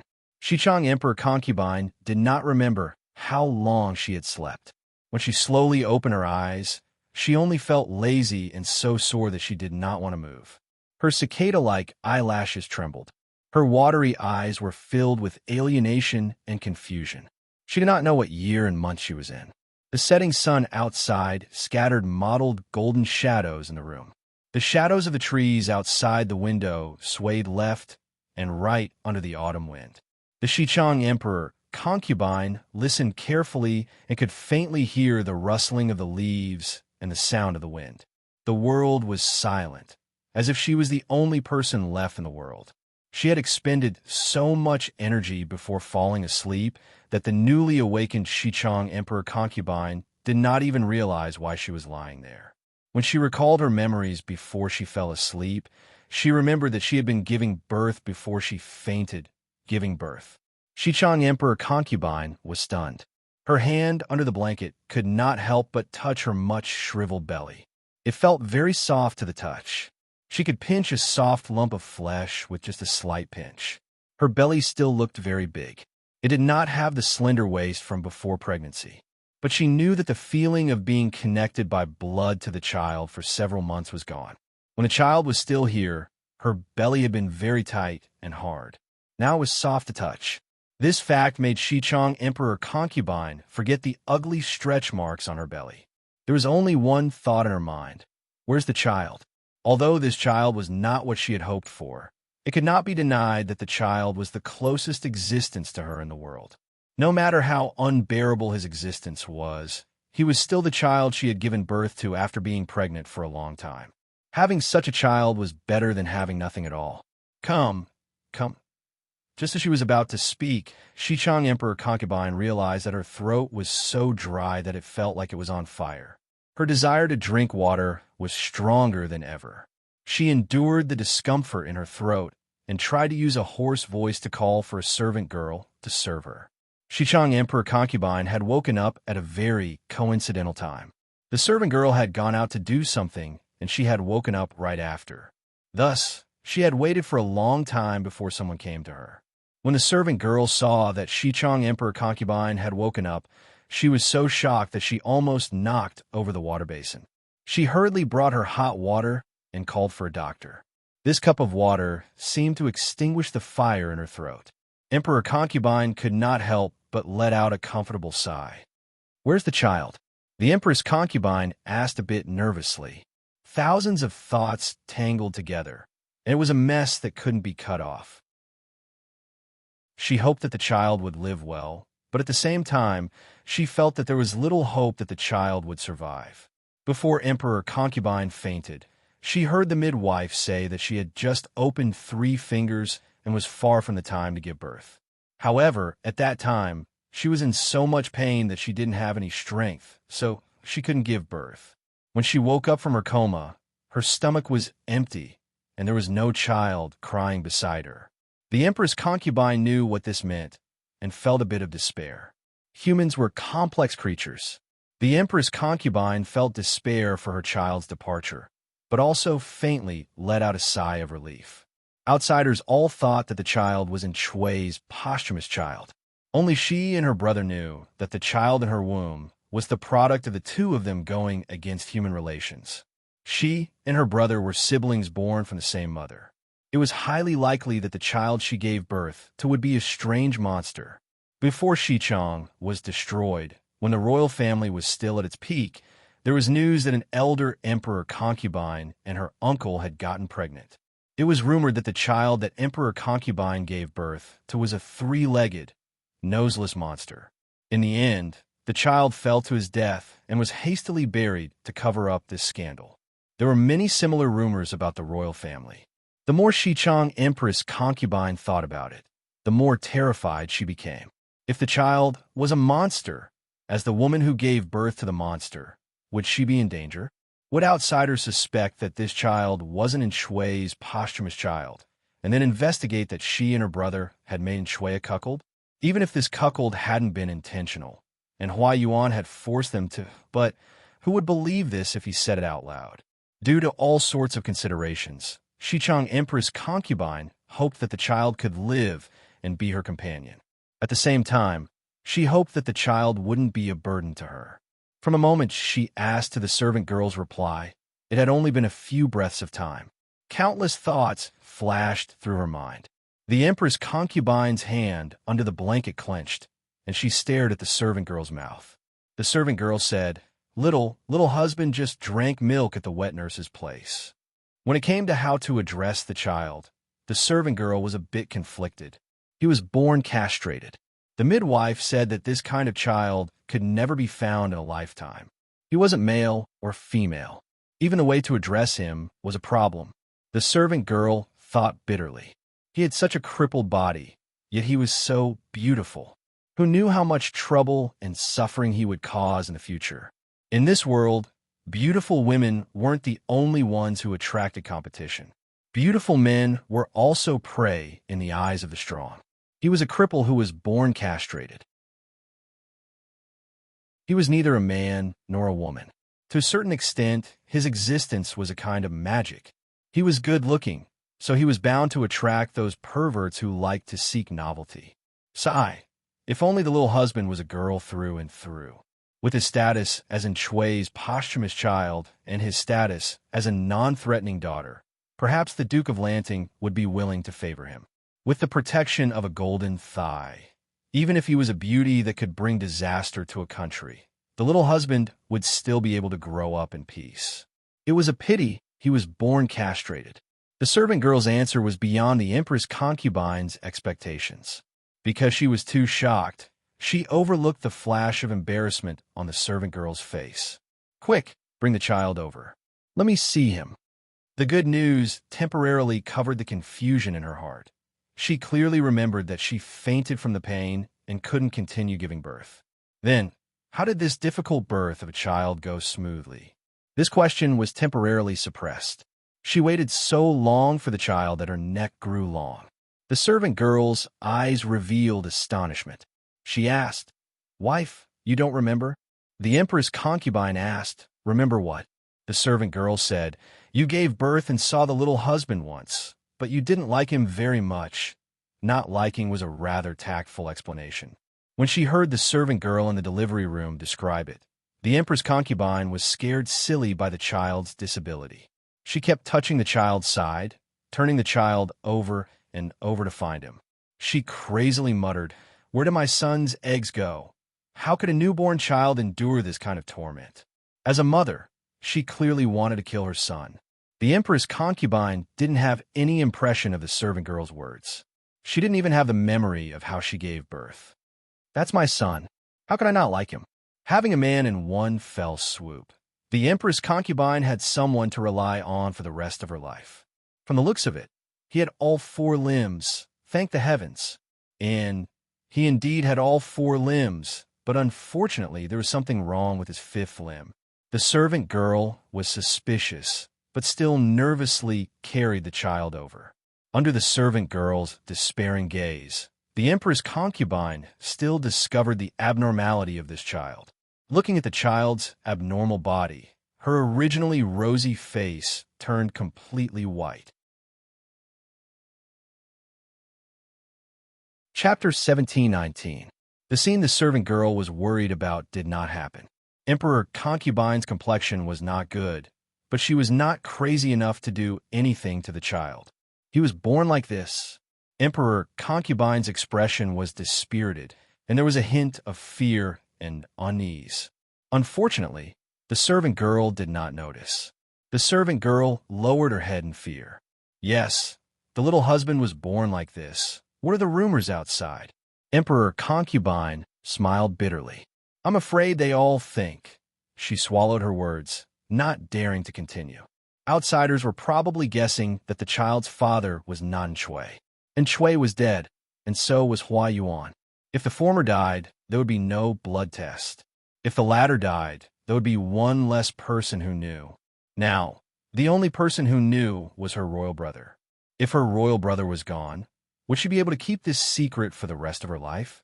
The moment this evil thought appeared, it took over her mind in a domineering manner, and she could not get rid of it. The servant girl did not know what Emperor Concubine was thinking. The two of them were like chickens talking to ducks, yet they could connect seamlessly. Wife, don't be sad. There are indeed some unpleasant words outside, but as long as Duke Lanting does not speak, no one can hurt you and the little husband. Emperor Concubine smiled bitterly. Don't say nice things to comfort me. The servant girl sympathized with Emperor Concubine. She'd heard that she was a beauty that could topple cities and had a noble family and bloodline. In the end, Shui had taken her away and reduced her to her current state. She could not help but say, "This servant is not trying to comfort you, wife." The rumors outside say that the little husband's body is damaged because the woman and baby from back then came for revenge. Why do you put the blame on yourself? Emperor Concubine, who was still sad and worried about the future. What? What revenge? Emperor Concubine could not keep up with the servant girl's pace. She realized in hindsight that she and the servant girl were not talking about the same thing. Her tense heart slowly fell to the ground, and the lingering sense of danger receded like the tide. It seemed that giving birth to a naturally castrated son did not cause anyone to suspect the child's past. It was her own guilty conscience. Emperor Concubine beat around the bush and finally got the information she wanted from the servant girl. As it turned out, it was rumored in the outside world that the child's natural castration was the revenge of those women, children, and babies who had died in vain. They were the ones who had caused Shui to have no descendants. From start to finish, the Empress Concubine and the Xichong prince had nothing to do with it. The unlucky and was once again the scapegoat. The maidservant saw that the Xichong Emperor Concubine was deep in thought and thought that she was still conflicted. She tried to comfort her. Without waiting for her to finish, the Empress Concubine looked at the child's white and delicate little face and softly said, "There's nothing bad about it." The maid was stunned. "Huh?" The Empress Concubine said, "This child is Duke Duo Shi's posthumous son, and Duke Duo Shi's death is related to Duke Lanting. I'll say something disrespectful, but Duke Lanting is the child's father's murderer. No matter how broad-minded Duke Lanting was, she still held a grudge against this child. Now that the child's body was crippled, he could not continue the Duke of Duo Shi's family line. The Duke of Lanting had one less hidden danger. On account of this meager friendship, perhaps the Lanting Guild would be willing to treat him leniently and take care of him. In this way, we will have someone to rely on for the rest of our lives." After all, she was the noble Empress Concubine of the royal family. Her analysis made sense. From the Empress Concubine's point of view, A naturally castrated boy who could not continue the family line was almost the same as a girl. To the Duke of Lanting, such a child was indeed less threatening. Moreover, because the child was crippled, perhaps he could use this to gain the sympathy and care of others. How could the maid have such knowledge? The Empress concubine's analysis made sense. She felt that what the Empress concubine said was the truth. Little did she know that Jiang Pengji did not care about the child at all. If the child had not been born by the lucky emperor, why would she pay attention to him? The number of enemies who had died by her hands was endless. Many of them had wives and children, such as the widow and children of the feudal lord Su Bei. If she feared these children just because she was the child's father's murderer, even if she had 24 hours a day, it would not be enough. The Empress concubine's analysis seemed logical, but in Jiang Pengji's eyes, it was an awkward joke. They were just a few brats. She did not even care about their fathers, so why would she fear a few hairless ones? In comparison, she was even more curious about the lucky emperor. Pepsi Cola. 1 word, super miserable. 2 words, super invincible miserable. The salted fish's style of talking was still the same as before, such as the number that could never be correct. How miserable is he? Jiang Pengji drank water and ate melon seeds while chatting with the salted fishes. The documents at hand were almost finished, so Wei Ci and the others could not say that Jiang Pengji was slacking off. Pepsi Cola, his 5th limb is crippled. They say it's a mental illness. He can't lift it no matter what. Last night, he was at the capital's private clubhouse again. It was the kind that was not very good. It was very messy.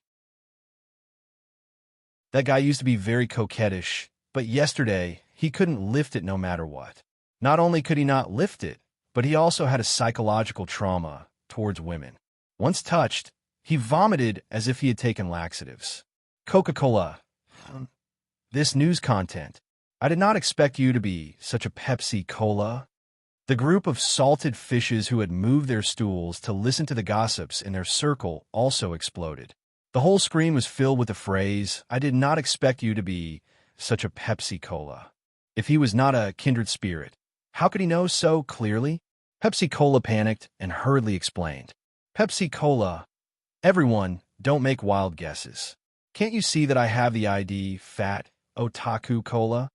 If Pepsi Cola's shares plummeted because of me, I'm really afraid that I will be retaliated against when I go out. The source of the news is reliable, but I was not there. It was broadcasted by my childhood friend.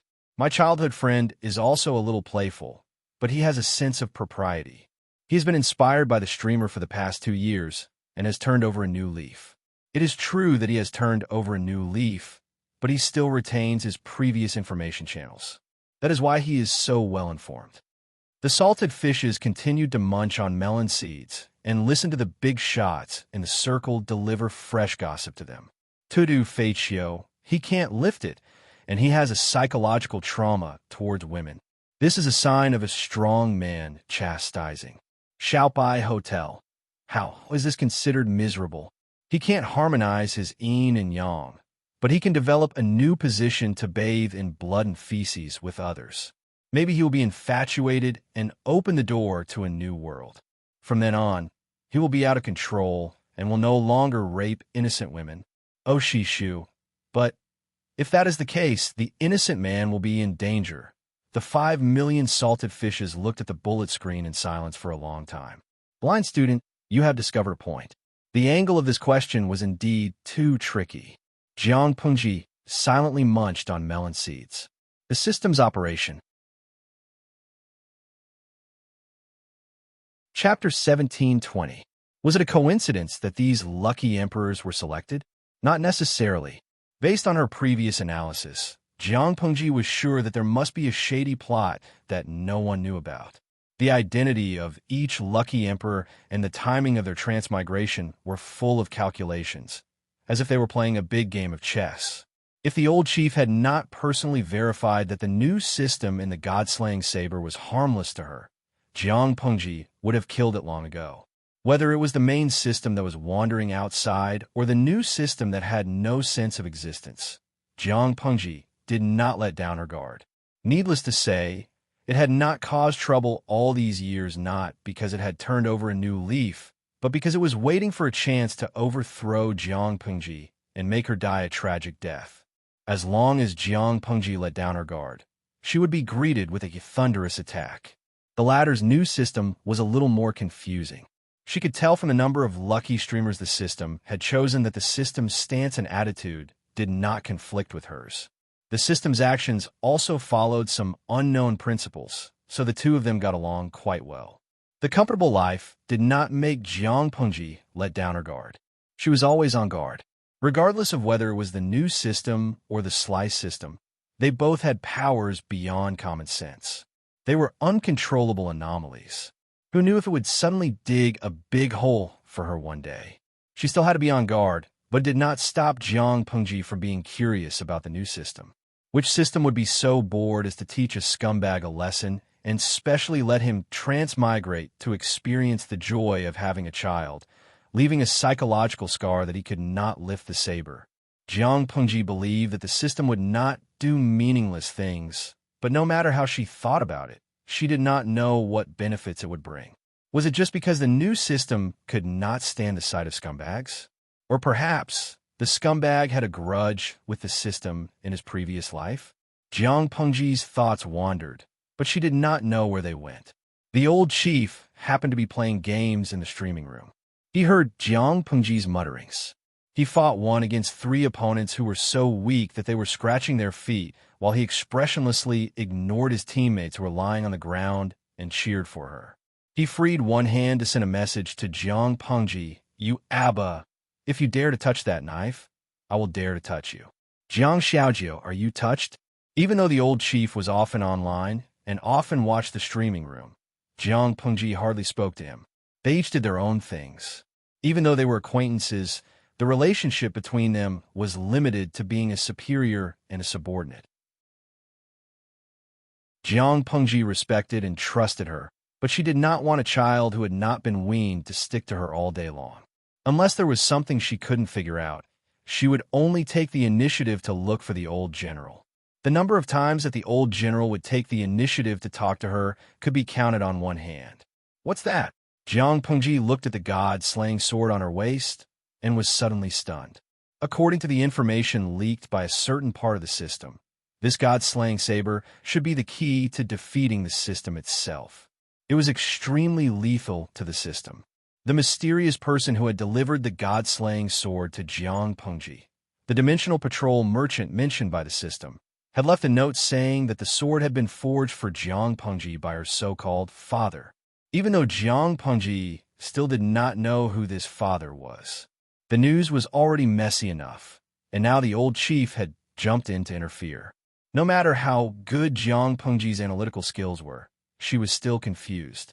Your Abba, I've told you before that your mission is to use this god-slaying saber to kill the heavenly brain. This is a training mission given to you by the Federation. You've done well all these years. The heavenly brain has been defeated by you several times. You've probably also discovered that there's a spiritual life form similar to the heavenly brain inside this sword.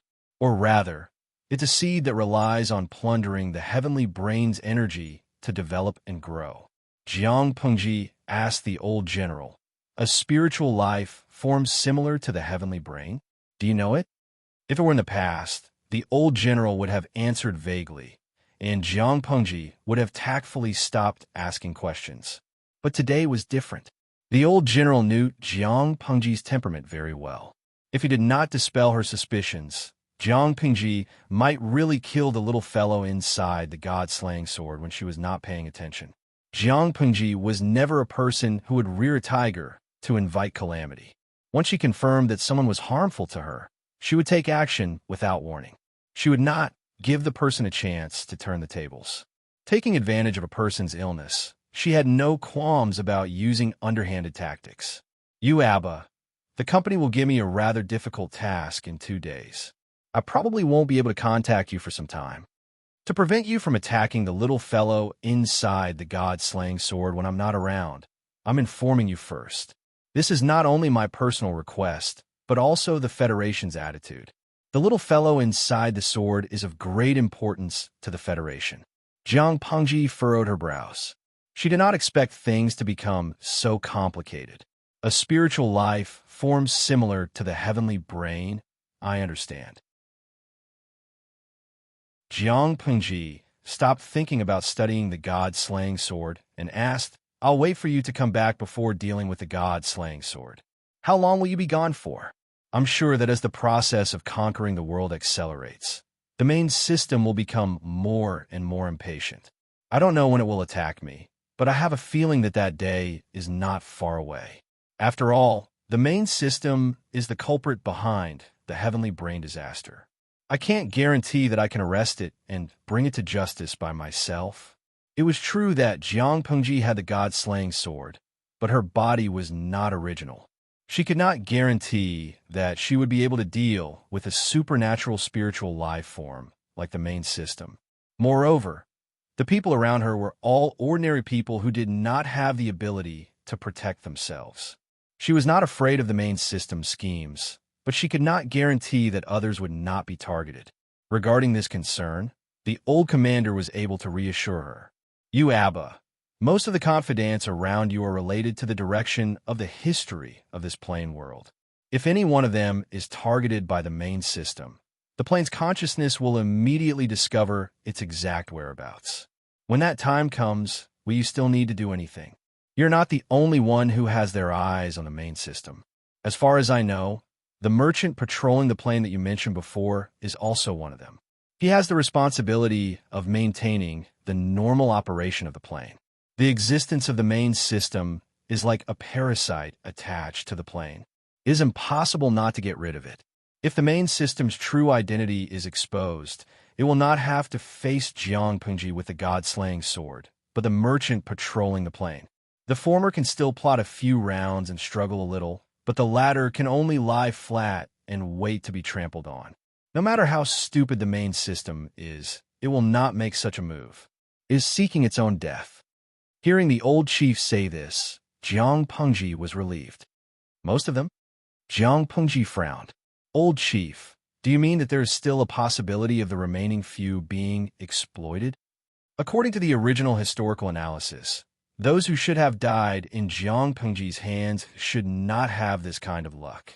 In other words, they're also the easiest targets for the system to target. You Abba, that's not necessarily true. After all, a person's luck is not fixed. Because of the change of fate, some people's luck is connected to you, and they're also immune from the sky's brain's persecution. Of course, if the person's fate was targeted before the change, it is a different story. I think you have always known who it is. Let's not talk about it. My teammates are too weak. If I get distracted again, I will lose this game. In reality, the old chief's beautiful fingers danced on the keyboard. As he exited the streaming room, he killed the last person with half of his HP. Chapter 17:21. If possible, the old chief didn't want to have any contact with this mysterious man.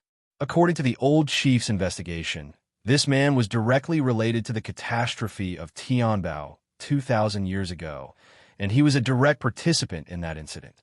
She didn't want to find out how this old man could live for 2,000 years. But one thing was for sure. This man who claimed to be the ancestor of the Jiang family had terrifying abilities. If not for that, how could the Federation give in to Jiang Pengji, the last bloodline of the Jiang family, and allow her to enter the upper echelons? The direct descendants of the Jiang family were destroyed, and the family was defeated. Of course, that was the main reason. There is also a secondary reason. The upper echelons of the Federation watched coldly from the sidelines, and the aristocratic families took advantage of the situation to divide up the Jiang family's thousands of years of history. The man claimed to be the ancestor of the Jiang family, and his appearance shocked the entire upper echelons of the Federation. The old chief wasn't very interested in the history of his ancestors, but he knew that this man participated in the reconstruction of the Federation after the rebellion of Tianbao. He helped the Federation create a new Tianbao network to replace the original rebellious Tianbao.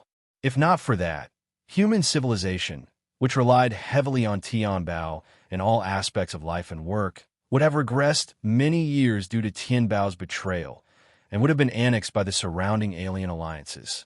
After the reconstruction, the man disappeared without a trace. The Jiang family that he inherited was handed over to his cousin. There were few records about him in the Federation, but the old chief, as a former upper echelon of the Federation, had the authority to read the man's information. No one would have thought that this man was so cunning that he actually gave the new Tianbao permission during the reconstruction. In the entire human alliance, even the marshal's authority was one level lower than his. The old chief still remembered what the man's first words were when he appeared.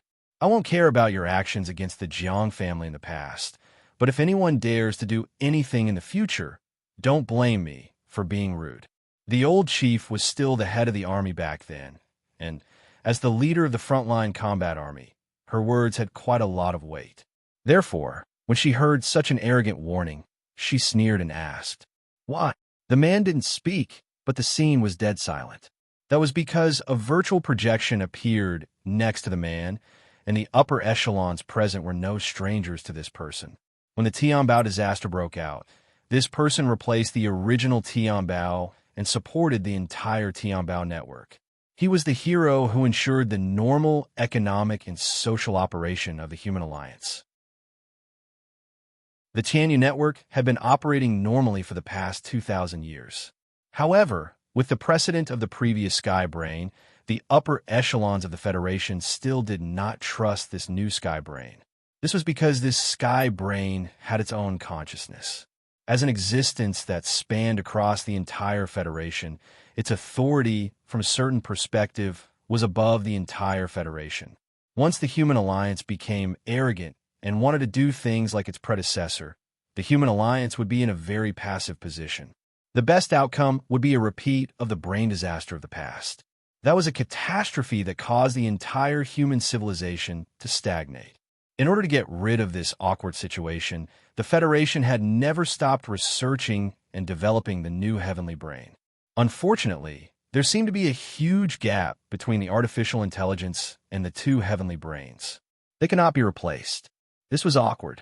Under normal circumstances, in order to avoid such awkwardness, the upper echelons of the Federation would not disturb the Sky Brain unless it was absolutely necessary.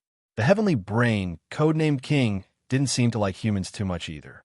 Every day, other than maintaining the operation of the Tianyu network, he would go to the virtual network to disguise himself as all sorts of people.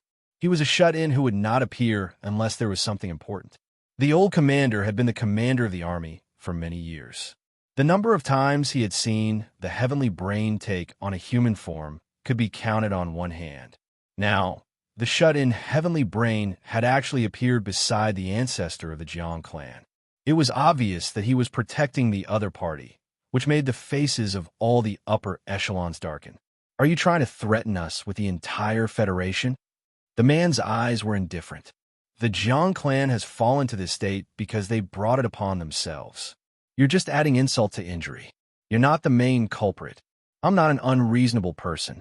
If the descendants don't live up to expectations, then let the Jiang clan be defeated. However, leave a way out. Don't be so ruthless. If you really push people too far, what does your life and death have to do with me? The old commander could not help but mock. The descendants of a Jiang clan have not wasted their family business. You, as their ancestor, did not come forward to restrain them. Now, you're trying to show off your power in front of us.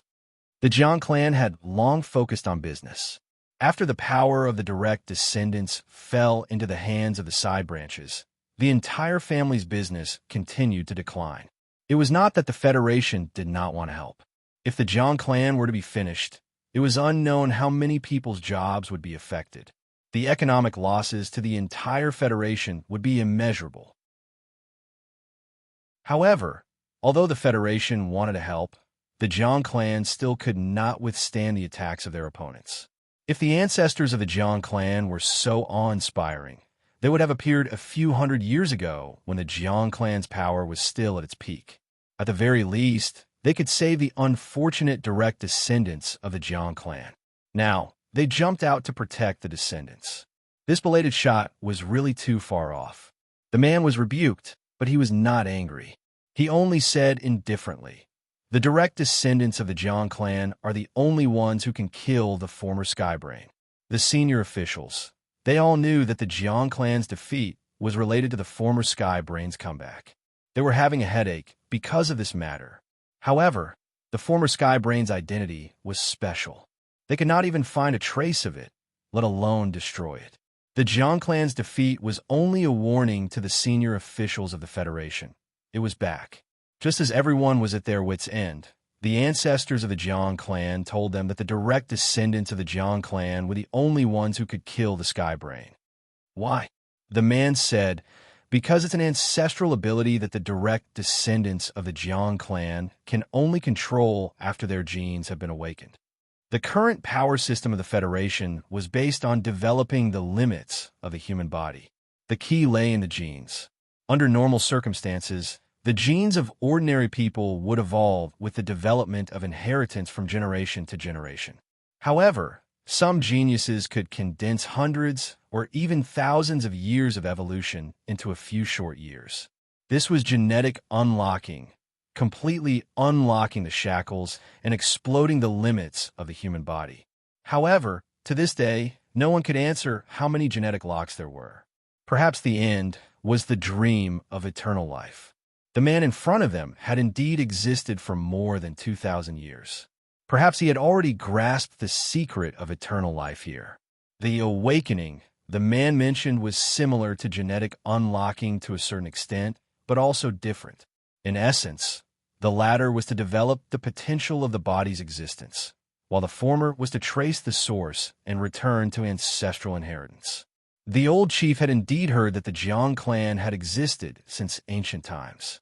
These ancient clans always had a foundation that outsiders could not imagine. Chapter 1722. The former Skybrain's crazy revenge on the direct descendants of the Jiang family was naturally not for the sake of showing off. He had an ulterior motive. The senior officials were speechless. After a long time, someone said something that everyone was worried about. The direct descendants of the Jiang family seemed to have no one left. It was not seem there was no one left at all. However, shouldn't the man in front of them, who claimed to be the ancestor of the Jiang family, have a pure bloodline? The man seemed to have the ability to read minds and saw through the thoughts of the old chief at a glance. He said, "Due to some special circumstances, I don't have this ability, but there is still one direct descendant of the Jiang family alive." The federal marshal asked him, "Tell me your purpose?"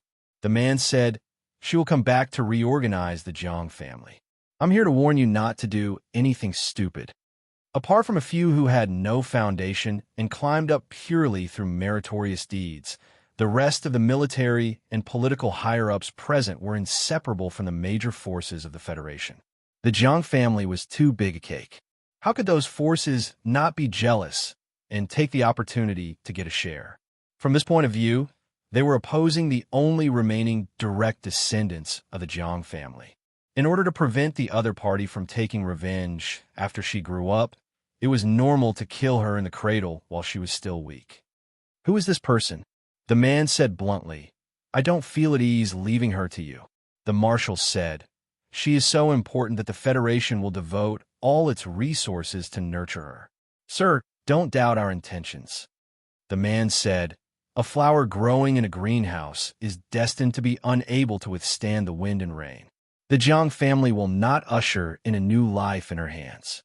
Everyone could not help but twitch the corners of their mouths when they heard this. The marshal said, "Actually, I have an idea. It was very dangerous to have only one direct descendant left." From what the man said, it seemed like he planned to train the other party to death. If such a precious treasure was lost, how would the Federation deal with the second Skybrain disaster? Why not leave some genetic samples or something? If there's really any loss, they could still make a clone. The man said coldly, "It's best not to have such thoughts." Strictly speaking, the Jiang family's collateral descendants also had the Jiang family's bloodline and genes, but they could not awaken their ancestors' abilities. Naturally, there was a certain inside story. If they tried to artificially interfere with reproduction or even gene duplication, the final result would be shooting themselves in the foot.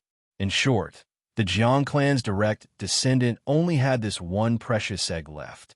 The marshal felt a little awkward when he was rebutted. He could not help but mutter to himself, "These families that have been passed down from ancient times are really troublesome. The secrets they have are really more concentrated than the sea of stars, and their tricks are one after another. Even an old sow wearing a bra isn't so complicated. In that case, sir, you should at least reveal a little bit of the other party's identity.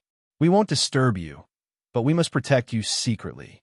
The man said, "When she comes of age, if she's still alive, I'll secretly arrange for her to turn over a new leaf."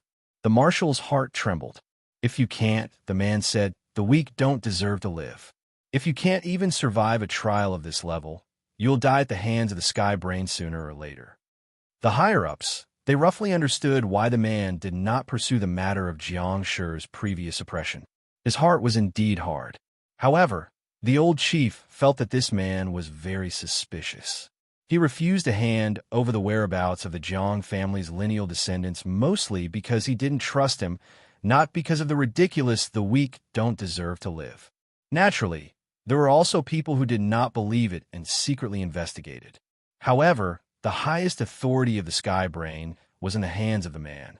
No matter how powerful the higher-ups of the Federation were, they could not defeat the all-powerful Sky Brain. The news of the Jiang family's lineal descendants had been perfectly hidden. The higher-ups waited patiently for many years until Jiang Pengji was transferred from the genetic warrior sequence to the 7th Army.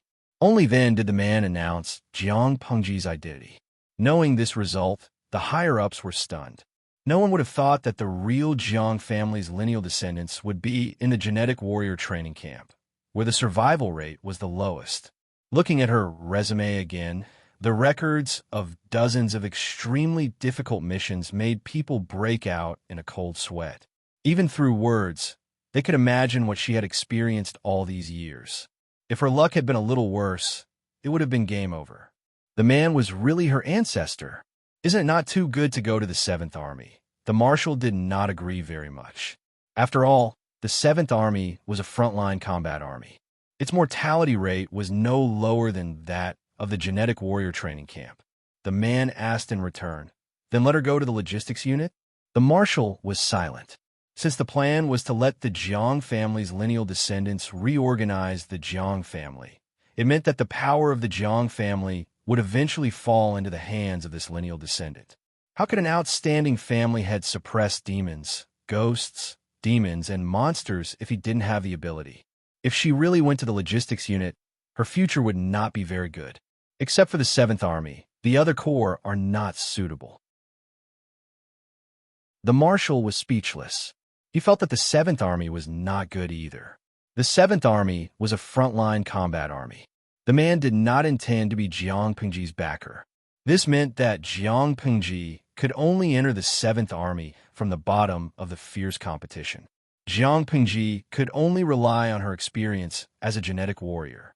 If a bottom-level warrior wanted to be promoted, he either had to rely on military merits or experience. The latter required time, and the former required bloodshed. Bloodshed meant danger and even sacrifice. To be honest, it was the first time he saw such a cold, heartless, and stubborn ancestor. Other ancestors worried that they did not give enough care to the younger generation, but this one was worried that the younger generation would not die fast enough. Fortunately, Jiang Pengji stepped on the enemy's corpses and fought her way up from the 7th Army with military merits. She showed the excellence that a lineal descendant of an ancient family should have. Unfortunately, at this time, there were unexpected complications. As the commander of the 7th Army, the old chief's body had an untreatable genetic disease. His mental brain was gradually withering. After persisting for several years, he had to retire. When she retired, she naturally had to recommend a suitable successor. The old chief chose Jiang Pengji. This result was unanimously opposed by the marshal and several other commanders. "I need a reason." The old chief's face was a little dark. It was not easy to groom a successor, and her body did not allow her to continue to delay.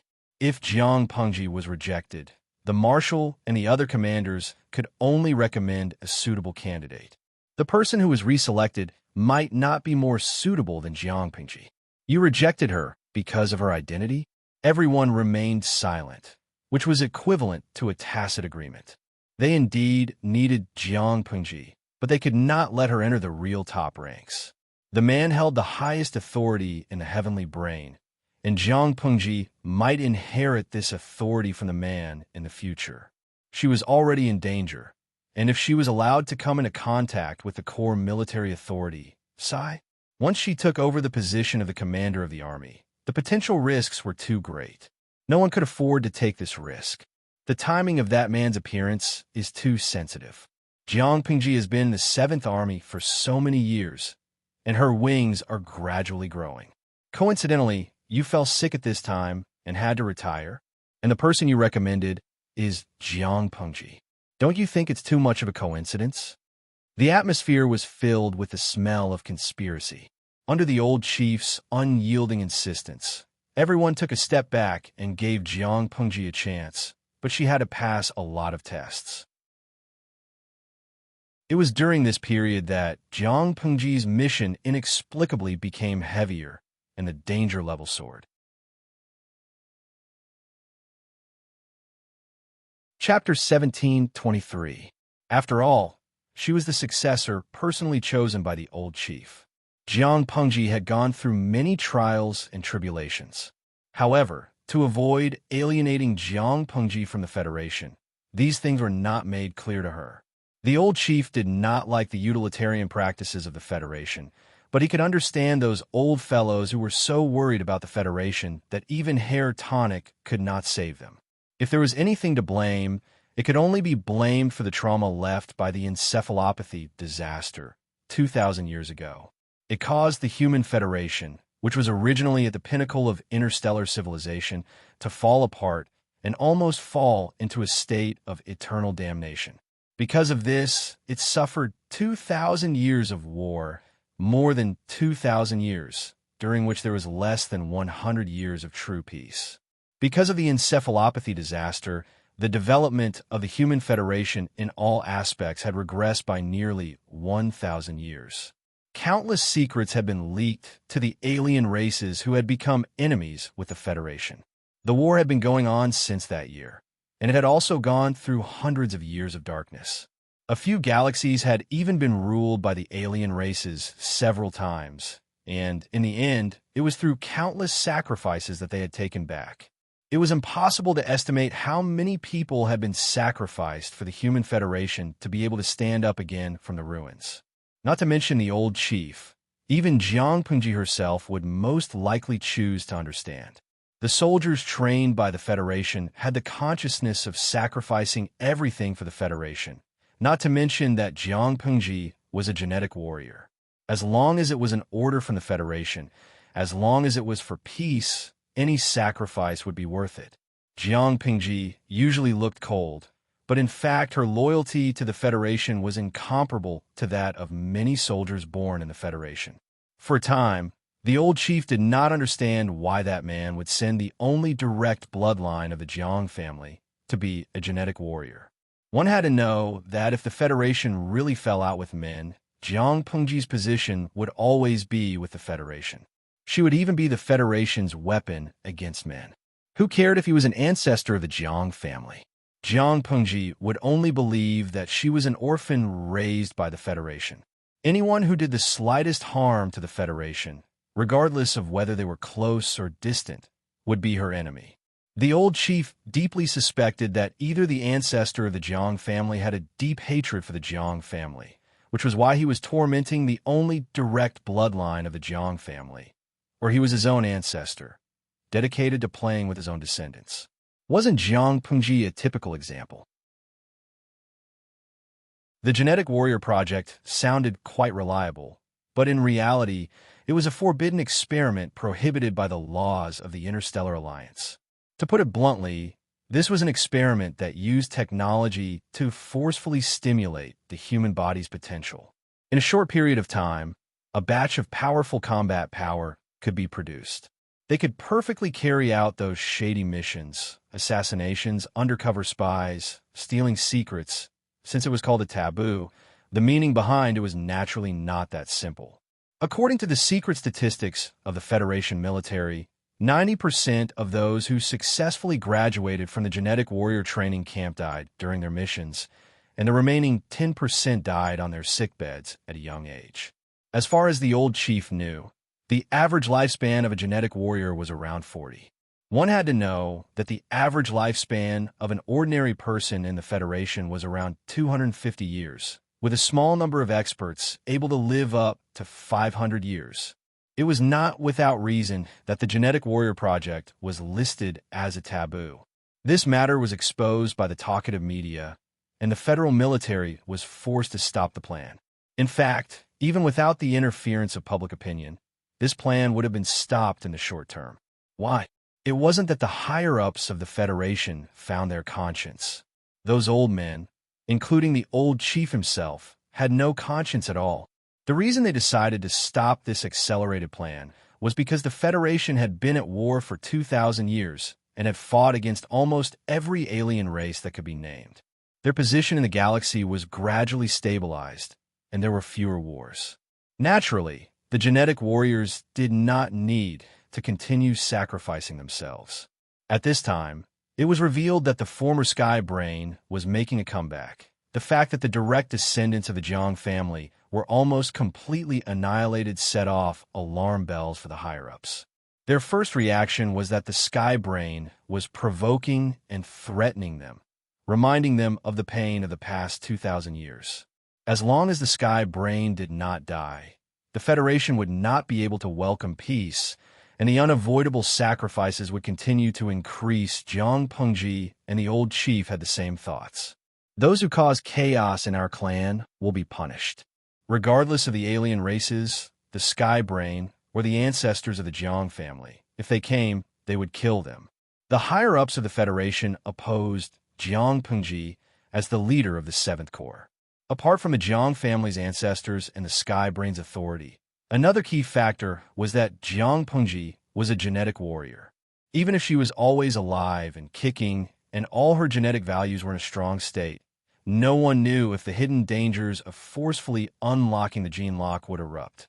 Pushing her to the position was too risky for the Federation. Of course, after Jiang Pengji passed the test, the Marshal and the other leaders of the Corps could only pinch their noses and accept it. Thinking of this, the old chief could not help but show a trace of mockery. Those old fellows would never have thought that Jiang Pengji would not only become the leader of the 7th Corps, but also a strong competitor for the position of the next Marshal. Just thinking of this situation made the old chief want to laugh. Those old foxes of the Federation were really shrewd. Relying on Jiang Pengji's loyalty to the Federation, they dared to use this plan to take back the authority of the Sky Brain from the ancestors of the Jiang family through Jiang Pengji. No matter what, the final beneficiary would be the Federation, and Jiang Pengji herself was indeed the most suitable candidate for the marshal position. The ancestors of the Jiang family had schemed for so long, but in the end, they still ended up benefiting the Federation. Phew. The old chief leaned back and crossed his legs on the computer table. He stared at the screen calmly. Indeed, it's better to retire. It was really not human to deal with those old foxes who only had the Federation in their minds. So what if they were the leaders of the Corps? To put it bluntly, it was a deceptive job with a salary and benefits that could not be compared to the workload. She had to worry about selling noodles, earn money from selling cabbages, wake up earlier than chickens, sleep later than dogs, eat worse than pigs, work more than donkeys, and her annual salary was less than that of a star acting in a movie. The job was risky, and there was the risk of being sacrificed at any time. It was difficult to find a job after retiring, according to her. Why did Jiang Pengji return to the Federation? She might as well hug her beloved husband, live shamelessly in front of the Emperor, and beat her children when she had nothing better to do. What a beautiful life. Wasn't it better than being a slave for the Federation? If Jiang Pengji knew what the old chief was thinking, she would probably sternly lecture him for his improper thinking. Beep, beep, beep. the old chief complained as he finished his cigarette. The ancestors of the Jiang family, who had disappeared for a long time, finally replied to her. What's the matter? The two words were cold, and even a punctuation mark was so buckling and searching. Jiang Xiaojiu is probably going to close the net soon. Do you really intend to let her face the sky brain alone?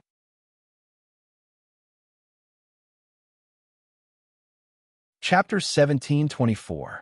More importantly, you said you had a way to save my son, so I gave you that good-for-nothing snack, but you turned around and took it to build a blade. Now, Jiang Xiaojiu, that bastard, is suspicious of Zi in the god-slaying saber.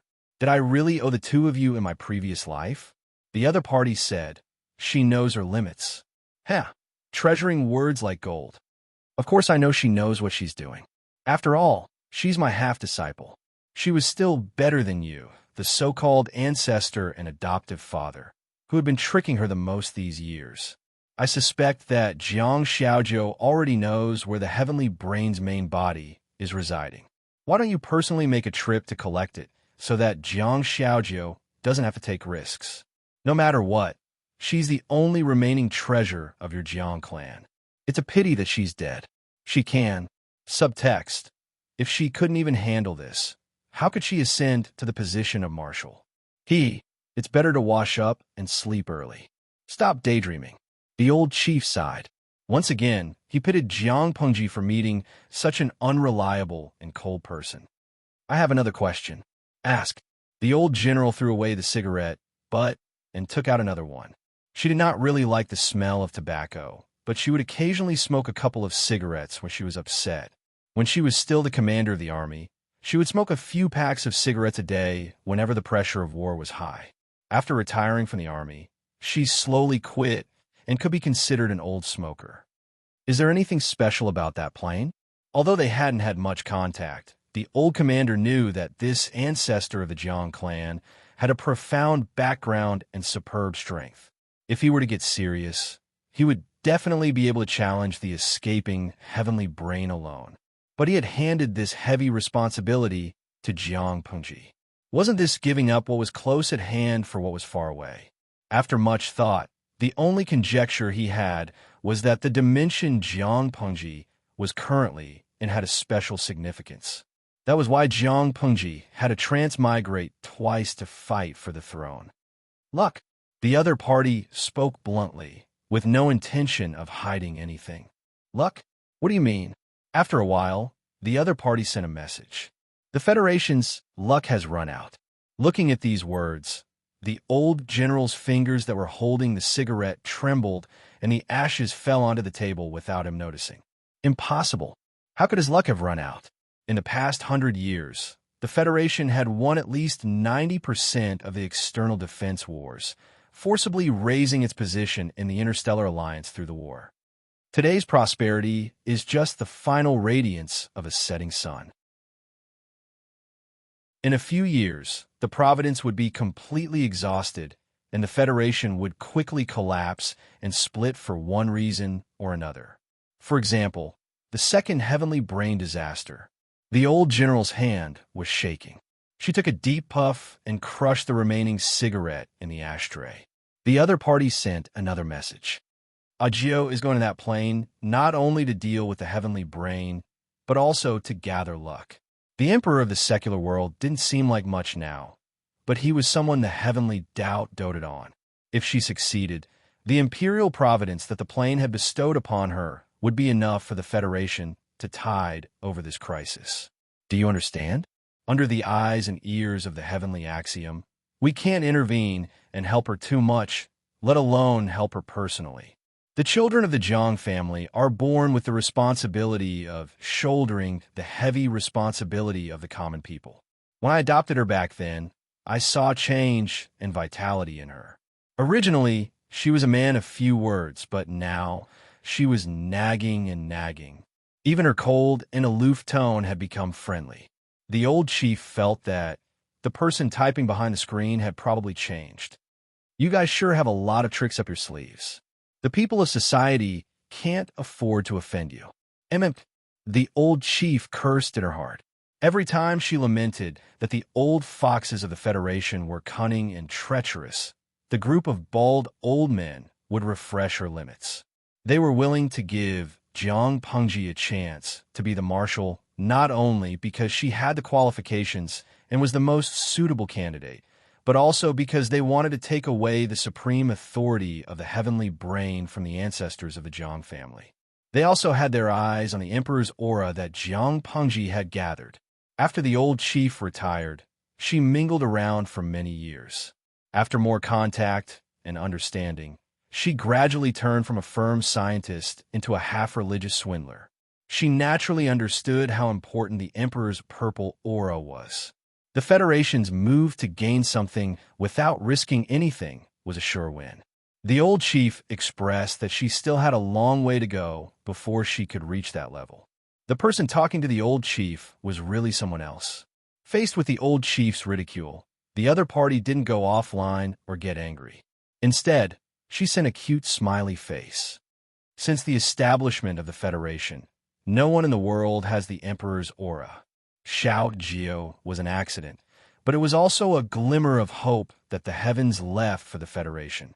Some things are not because we elders are heartless, but everyone has their own fate in life. Some roads can only be walked by herself. All Ruan and I can do is watch her from behind. She is the son of the Jiang family. She was born extraordinary. She won't be defeated so easily. The old chief looked at the words and sighed as he overturned his previous inference. He originally thought that the ancestors of the Jiang family had a deep hatred for Jiang Pengji and the Federation. Now it seemed that the one who loved her the most was this guy. Have you said these words to her? The other party sent a smiley face. Of course not. I can explain it to her in the future. The old chief thought about Jiang Pengji's temper and replied with a melancholy face. You will be beaten by her. Absolutely. Jiang Pengji had awakened her ancient ability. When she returned to the Federation, her strength would greatly increase. If she was given a few years to develop, even the old chief at his peak would not be able to suppress her in the future. She might even be killed. The hot-tempered Jiang Pengji was really difficult to deal with. Were these unreliable ancestors of the Jiang family not afraid of being punished by the younger generation? The other party sent a cheeky, smiley face. Xiao Jio is just a kid. The old chief weighed the age difference between them and was suddenly speechless. In the eyes of these old people, Jiang Pengji was really just a kid. It was like a 3- or 5-year-old kid was angry and wanted to fight to the death with an adult. One day, I will help you pass on this message to Jiang Xiaojio. The old chief smoked another cigarette. He sincerely hoped that one day he could personally witness the scene of Jiang Pengji knowing everything and going to settle the score with the two old people. The cold and simple reply made the old chief know that the person in front of him had changed again. After getting the content she wanted, she turned on the live stream again. Seeing Jiang Pengji bending over the table and working hard, her gaze softened. Jiang Pengji, who was being talked about by various forces, did not disappoint and sneezed loudly. The brush in her hand drew across the paper and almost ruined the whole piece of paper. She rubbed her nose and could not help but tilt her head. She supported her cheek with one hand and muttered, "Zi Xiao must be missing me." The old chief was speechless. Just as she finished talking, footsteps came from outside the house. "My lord, there is an urgent message from the front line at Zhanjiang Pass." Jiang Pengji's brush paused. Chapter 1725. Qiguan Rang did have some changes, but it was good news for Jiang Pengji. She handed over the battle at Zhanjiang Pass and Zhongzhou to Qiguan Rang and Sunwen. Jiang Pengji would receive battle reports from Zhanjiang Pass every once in a while. The contents of the battle reports were relatively ordinary. They were routine greetings and reports. They were documents that could be read or not. This time, however, it was an urgent battle report. She knew Qiguan Rang's temperament very well. If it was not a big problem, Wen Zheng would solve it himself instead of bothering her. Did something happen at the front line? The messenger said, "Don't worry, my lord. It's not a bad thing." Jiang Pengji was slightly impatient. She hated procrastination. Instead of waiting for the messenger to relay the message slowly, she might as well read the secret letter herself. She snatched the secret letter from the messenger and quickly opened it to read it. Her knitted eyebrows gradually relaxed. As expected, when Zheng and Zidao didn't let me down, Jiang Pengji revealed a restrained smile, and her eyes were filled with joy. The messenger said, "The two military counselors ordered me to hand the secret letter to the Lord and wait for the Lord to decide." Jiang Pengji muttered to herself for a while and sent someone to gather the people near the campsite for a meeting. "This matter is of great importance. I'll have to discuss it with the others before making a decision. Go down and wait. There will be results in half a day." The messenger bowed respectfully and took a few steps back before turning around and leaving the tent. While waiting, Jiang Pengji happened to see a few salted fish complaining that she was dawdling. "Zhao Zhao Lai Go." Although I don't know what happened, based on my years of experience, the streamer must have an idea. If you say that you have already made a decision, you probably won't change it. Then what's the point of calling the others over for a meeting? I've been following the live broadcast room for so many years, but I've never seen the host change her mind. It's usually the people around her who listen to her. What meeting? Isn't it just a routine notice? It's fine if it's once or twice, but if it's like this time, I'm starting to suspect that you're trying to tamper with your live broadcast content. Teppanyaki Deo Wengu. That makes sense. The results of the meeting have already been decided. What's the point of the meeting? I couldn't help but recall the last time I participated in a design competition. I had spent half a month preparing for it, but the winner of the competition was a relative of the organizer. His opponent's design wasn't anything special. He didn't live up to his title as the champion. Isn't this making fun of us as serious contestants? From his point of view, their streamer was pretty bad. Wei Ci and the rest of the angels who seriously gave advice were quite pitiful. Quite a number of salted fishes who didn't have their own opinions were led astray by these people's bullet screen comments. They actually felt that what they said made sense. Jiang Pengji took a glance and casually explained. She did have a decision in her heart, but she did not blindly insist on her decision. If other people's opinions were reasonable, she could change them. However, the truth was that she, Wei Ci, and the rest had a telepathic connection. Most of the time, everyone's decisions were the same. What did this mean? It showed that she was wise and far-sighted. Of course, the wise and far-sighted Jiang Pengji expressed that even if her decision was correct, informing the others and letting them participate in it was basic respect for her subordinates. She also didn't want to give the impression that she was bossy and bossy. In the short term, nothing could be seen, but in the long run, it would definitely leave behind future problems. There aren't many people in this world who are as smart as me. Jiang Pengji spoke very sincerely. Smart people are all reincarnated into my descendants. This hope is too slim. Future generations won't be able to learn my cleverness. Instead, they'll learn my bossy, and they'll be done for. Power and checks and balances are proportional to a certain extent. The more powerful the power, the more it needs external checks and balances. At this moment, no one is on par with me, so I have to restrain myself. In Jiang Pengji's opinion, not to mention the ordinary feudal lords, even the emperor who sat on the throne needed a certain degree of restraint and couldn't be unbridled. When the power in a person's hands was not at all balanced and restrained, it was only a matter of time before it collapsed. Power would give rise to desires. No matter how wise a person was, he couldn't withstand such corrosion.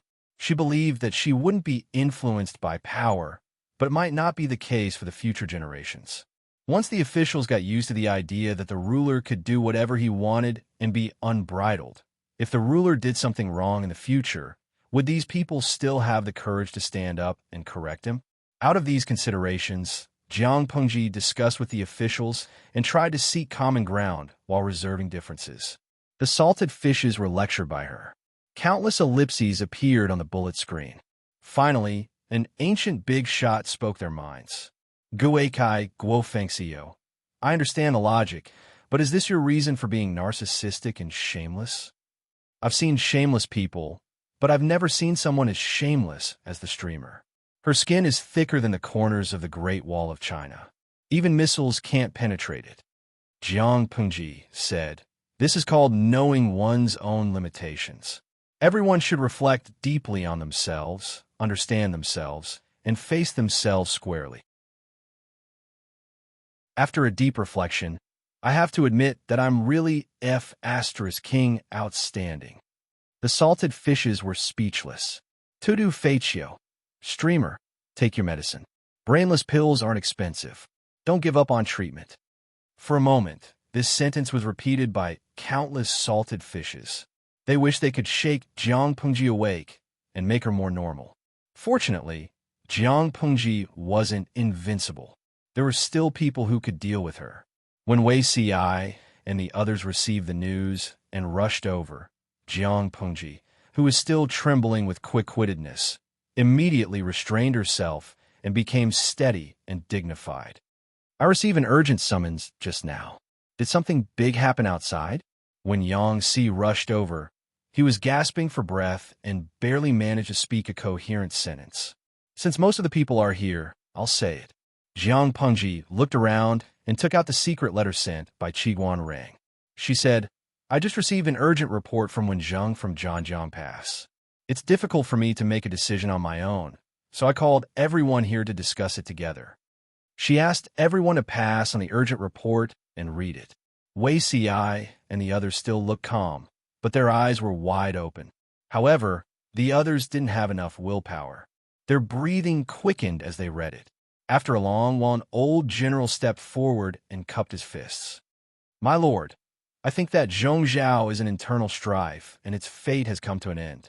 This is the best time for us to send troops to attack Zhongzhou. Our army has millions of elites. We control Dongqing and Nanxing. If we can take Zhongzhou into our own hands, the world will be ours." Qiguan Rang's battle report was very simple. In general, it said that Zhongzhou had been completely defeated. He also analyzed the general situation within Zhongzhou. In the end, he concluded that if they sent troops to attack Zhongzhou now, it wouldn't be a problem to take 30% of the territory. Zhongzhou was located in the hinterland of the Central Plains. The weather was warm, and there were countless fertile fields. It was definitely the fattest piece of meat. A group of people were itching to try and fight. Their lord had already taken down Nanxing, but they were still at Zhanjiang Pass. The feudal vassals of Zhongzhou were at loggerheads with each other. It was really frustrating. The voices calling for war were too loud. Qiguan Rang and Sun were urged to send troops by many people. They had no choice but to send an urgent report for Jiang Pengji to decide.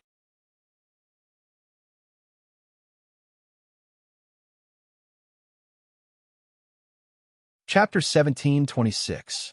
The old general said, "Opportunity knocks. If we give Zhongzhou time to recover, it will be difficult for us to attack again in the future." Jiang Pengji had poached this old general from Yang Tao's former subordinates. The old general was experienced in battle, but he was not old at heart. He was very active on the battlefield, the kind of person who dreamed of achieving military merits. It wasn't that he loved fighting, it was just that the old man didn't like to lose and always liked to compete with the young. He had gone from Yang Tao's former subordinate to Jiang Pengji's surrendered general. He had made some achievements in the Battle of Anshui, but he wasn't satisfied. He felt that he was still at his peak. He could draw a two-pickle-heavy bow, and his archery was accurate. Now that there was a battle to fight, he felt full of fighting spirit. Based on his understanding of his lord, she was definitely pro-war. She wouldn't let go of this opportunity. The old general's words echoed many people's thoughts. The enemy was dying. Of course, it was time to take advantage of the situation and kill them. Without another word, they pulled up their pants and started fighting. What was there to delay? They were eager to start a fight. They were even more eager than Jiang Pengji. Well, this was probably what it meant by birds of a feather flocking together. With such a lord, even if her subordinates were all Buddhists, they would still be the Buddha of victory. After hearing the old general's words, everyone had different reactions. Some nodded, but Wei Si and the others looked hesitant. Admittedly, this was a good opportunity to take down Zhongzhou, but Yin Lin looked at the old general and sighed. Master Lu, my opinion is slightly different from yours. The old general's face darkened when he heard this. The generals were in charge of fighting, but Yin Lin and the other strategists were the ones who gave advice and suggestions. The opinions of the latter determined whether the former could fight or not. The old general suppressed his dissatisfaction and said, "Does Advisor Yin think it's not a good time to send troops?" Yin Lin smiled. He first complimented the old general, saying that his eagerness to do meritorious service for Jiang Pengji was commendable. This showed that the old general was loyal and fought bravely. The old general's expression softened, but he changed the topic. Yin Lin said, "But I don't think the time is right. Master Lu, you still have Nanxing to govern. If we add Zhongzhou, it will be a burden." The old general was dissatisfied. How can Zhongzhou be considered a burden? Yin Lin said, "Within the borders of Zhongzhou, the feudal vassals are at war with each other. Everywhere is devastated after the war. If Lord Lu takes over Zhongzhou, don't you want to govern it? Although our army has 1,000,000 soldiers, there are less than 500,000 true elites. The remaining 500,000 are inexperienced soldiers. These military forces were enough to protect Dongqing and Nansheng, but if Zhongzhou was to be added to the mix, it would instead drag down the overall combat power. Our army has been fighting for many years and needs time to recuperate and recover. If we forcefully send out troops and divide our forces, it will instead give the enemy an opportunity to take advantage of us." The timing was tempting, but Yin Lin didn't agree with sending troops. For example, Jiang Pingji had just eaten a table of delicacies called Nansheng. She was very, very full. But at that moment, the kitchen served another table of delicacies that were even more delicious, but in larger portions. Should Jiang Pengji eat it or not? If she ate it, she would be completely stuffed. Not only would she not be able to taste the delicacy, but she would also have to experience the pain of her stomach bursting. Moreover, there were also two enemies holding machetes and clubs by her side. She had eaten so much that she couldn't even walk. What would she do if the enemies came to beat her up? If she didn't eat, she would slowly digest the food from the previous table and then enjoy the next one. Even if the food was cold, it would still fill her up and give her the energy to kill the enemies who were eyeing her covetously. The old general and the others were tempted by the timing and completely forgot that they were still suffering from indigestion. But Yin Lin and the others didn't ignore it. Yin Lin explained in detail, but the old general didn't agree. If we miss this opportunity, it will be difficult to take over Zhongzhou again. Opportunities were only valuable if they were seized. How could they let go of such a great opportunity? Fortunately, he wasn't the only one who thought the same as Yin Lin. Feng Zhen and the others also thought the same. They all agreed with Yin Lin's suggestion. They really shouldn't send out troops now. It was more important to rest and recuperate. Sending out troops to expand their territory could wait. Yang Si also made a suggestion. He suggested that Qiguan Rang and the others continue to stir up trouble in Zhongzhou. The more chaotic the situation, the better. Of course, they had to take into account the movements of Beiyuan and Xichang at the same time. The situation in these two countries was similar to what Wei Ci knew in his previous life. But because of time constraints, the two countries hadn't become as fragile as cicada's wings. If Beiyuan and Xichang coveted Zhongzhou, they could still squeeze out some troops. Qiguan Rang and the others didn't put in so much effort to destroy Zhongzhou, just to benefit Beiyuan and Xichang. The old general was a little stubborn and couldn't accept such an explanation. Who could predict the future without leaving any loopholes? If they missed this opportunity, who knew what other changes would happen? They understood the old general's concerns, but the current situation didn't allow them to send out troops. Jiang Pengji listened to the debate below her emotionlessly, as if what they were talking about had nothing to do with her.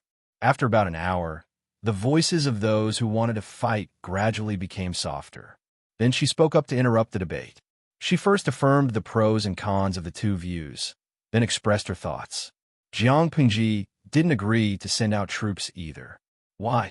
Because sharpening the axe wouldn't delay the work of cutting firewood. From preparing for the battle against Nielyang, to attacking Yangtao, to attacking Anshui, she'd been fighting for almost 3 years. There hadn't been much rest in between. During this period, there was even a food shortage because of Anshui's schemes. She'd relied on extreme measures to overcome the crisis. She wanted to continue fighting, but the logistics couldn't keep up. If she insisted on going her own way, she would have to temporarily put aside the governance of Nanshan. Jiang Pingji was very clear that there were many opposing voices in various parts of Nanshan. If she relaxed her control over Nanshang, these voices would immediately cause trouble. Even if he couldn't hurt her, he could act like a housefly and annoy her to the point where her mind was in a mess. Zhongzhao was indeed a piece of juicy meat, but she was afraid of indigestion if she ate it now. Qiguan Rang probably meant to wait and see, but the wolf cubs who wanted to fight were too agitated. Qiguan Rang, who thought he was a middle-aged man, and Sun Wan, who represented the elderly, felt that they were too old and couldn't stand the wolf cubs coaxing and pestering. They simply asked Jiang Pengji for her opinion. Based on their understanding of their lord, she would most likely choose the conservative plan this time.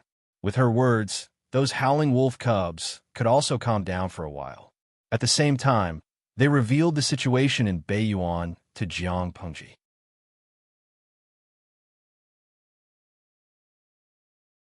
Chapter 17:27. The strategist broke down the logic and explained it to them. The group of warmongers, whose adrenaline was surging, finally calmed down a little. Thinking about it carefully, the strategist's words were very reasonable. But they had to watch helplessly as a great opportunity to render meritorious service slipped through their fingers. Their hearts ached to the point of no return. It was like a charming beauty or a handsome man. The other party had already stripped naked, washed up, and greeted them on the bed. If they didn't do it, it was too disrespectful. As a man, how could he say that he couldn't do it at such a time? Not only was the old general aggrieved, but Yang Tao, Li Yun, and the others were also itching to do it. Even though they weren't the doves or the radical pro-war faction, they weren't peace-loving peace laureates either. If there was a war, they would fight. If there wasn't, they would rest. Being a general was a high-risk occupation that could last for 3 years if you didn't make a profit for 3 years. The opportunity was right in front of them, but they couldn't fight. For these energetic old men, it was a little aggrieved. Holding it in for too long was harmful to their health, especially Li Yun, Yang Tao, and Xie, who were in their prime. They urgently needed to achieve meritorious service and accumulate future capital for the children at home. For a general, what could be more useful than meritorious service to advance their career? Jiang Pingji looked at the distinct expressions and attitudes of the civil officials and generals. She felt a little complicated. Were all her subordinates so warlike? The salted fishes expressed, "Todo feitio," warlike or not. Don't you have any idea? What kind of master would have what kind of subordinates? Birds of a feather flock together. This was not just a saying. Jiang Pengji was essentially in the pro-war faction. Under her influence, regardless of whether it was the strategists or the military, their attitudes were inclined towards violence. If they couldn't talk, they would talk with their fists. Some of the old generals who were originally rather easygoing were led astray by her. The outcome of the meeting was basically decided. War was inevitable, but for now, the priority was to recuperate and train the troops. In order to appease this group of restless generals, Jiang Pengji said a lot of beautiful words and coaxed them. The salted fish in the streaming room couldn't help but complain. She was the head of dissemination and marketing who was held back by the great ambition of hegemony. It would be a waste of her talent if she didn't brainwash people. According to their judgment, there would definitely be no war next year. All of their work and energy would be focused on the construction and restoration of Nanxing. At the same time, they would observe the situation in Zhongzhou and guard against the movements of Xichang and Beiyuan. Since more than half of the people had arrived, Jiang Pengji decided to continue the meeting and discuss the overall work for the next year. Needless to say, Wei Ci and the rest were busy from the beginning of the year to the end of the year. Sieze and the other generals who held military power were not idle either, or it could be said that their tasks were even more arduous than Wei Ci and the rest. Yin Lin had said that Jiang Pengji had 1,000,000 soldiers under her command. Among them, there were 500,000 elite soldiers and 500,000 miscellaneous soldiers. In fact, this number was not accurate. 1,000,000 soldiers was just an empty statement that Yin Lin made up. It was an unspoken rule in the industry to exaggerate. No one would argue with Yin Lin, even if he said so. If she really had that many soldiers, Jiang Pengji would have nothing to worry about. She would directly lead her people to sweep across Zhongzhou and beat up the two sons of Cheese, Xichang and Beiyuan. A rough calculation showed that Jiang Pengji really had 1,000,000 soldiers, but they were not heroic soldiers. Including the troops stationed at Zhanjiang Pass and other places in Dongqing, Jiang Pengji had more than 500,000 soldiers under her command. She could mobilize 250,000 to 60,000 soldiers. It seemed like a small number, but all of them were elites who could go to the battlefield. They had actual combat training every few days to maintain good combat qualities. Ever since she had taken the captives from Enfu, the ratio of elites had plummeted. The number of soldiers under her control had increased by 1 or 2 times, but most of them were miscellaneous soldiers with poor combat qualities. They were even water troops who took advantage of the situation to fish in troubled waters. Other than bringing them to the battlefield, waving flags and shouting battle cries, they could only run away. Jiang Pengji really looked down on them. If the original soldiers were compared to bodybuilders, ever since the captives were added, the bodybuilders' beautiful and tight muscles were gone. All they had was excess fat, and their agility was not as good as before. Jiang Pengji planned to take advantage of the year of recuperation to further streamline the troops. Streamlining the troops was essentially to reduce the military power in the hands of the generals and reduce the number of troops they commanded. Regarding Jiang Pengji's suggestion, the elders were slightly surprised, but they had no objections. However, the new recruits who had surrendered in the past 1 or 2 years did not quite agree with it. They naturally would not use the reason of, "My lord, you're doing this to reduce the number of soldiers under our command." The generals were not simple-minded warriors with well-developed limbs. The generals who could command the troops were no less scheming than the strategists. If Jiang Pengji had not paid special attention to division of labor and cooperation, the power of the generals would have been much greater than it was now. From before to after the war, the commander-in-chief was basically the core, and the strategists supported him from the side. However, their lord was different from others. While limiting the military power of the generals, she also limited the rights of the strategists. The two checked and balanced each other and assisted each other. Perhaps this was also considered a characteristic. It would be fine once one got used to it. The reasons given by the generals who opposed streamlining the troops were also very convincing. After a year of recuperation, they could mobilize their troops against Zhongzhou. They might even face the covetous eyes of Xichang and Beiyuan. They could not wait to recruit young and strong men into the army. How could they streamline the troops at this time? They should not streamline the troops. They should continue to recruit. How could Jiang Pengji not see through their little schemes? Don't forget that Jiang Pengji was also a legitimate general. She might not understand the strategist's little schemes, but she could definitely grasp the pulse of these generals. A general should be scheming, not brave. Soldiers should be valued for their quality, not for their quantity. Jiang Pengji asked with a smile. All of you are experienced generals on the battlefield. How can you not even understand this principle? Why didn't Chui suffer a crushing defeat? There are many reasons. I believe all of you have studied them carefully. And Chui only thought that with more troops, he would be invincible and invincible. Little did he know that by doing so, he had left behind a fatal hidden danger for himself. These miscellaneous soldiers with varying combat qualities, how could their combat power on the battlefield be worthy of Chui's expenditure of rations? A group of useless good-for-nothings, but they ate quite a lot. Fortunately, Chui died early. If this dragged on for another year or so, I'm afraid he would be so angry that he would be filled with regret. As the Lord, Jiang Pengji indeed respected her subordinates, but everyone had to admit that this lord's mouth was too cheap. Tongli Jianxue, soldiers should be valued for their quality, not their quantity. I can understand this.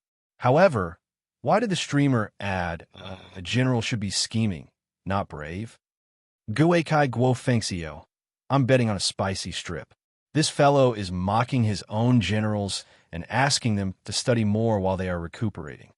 Would June, Kiki, if I were one of the generals, I would have thrown my cup and rebelled against the streamer.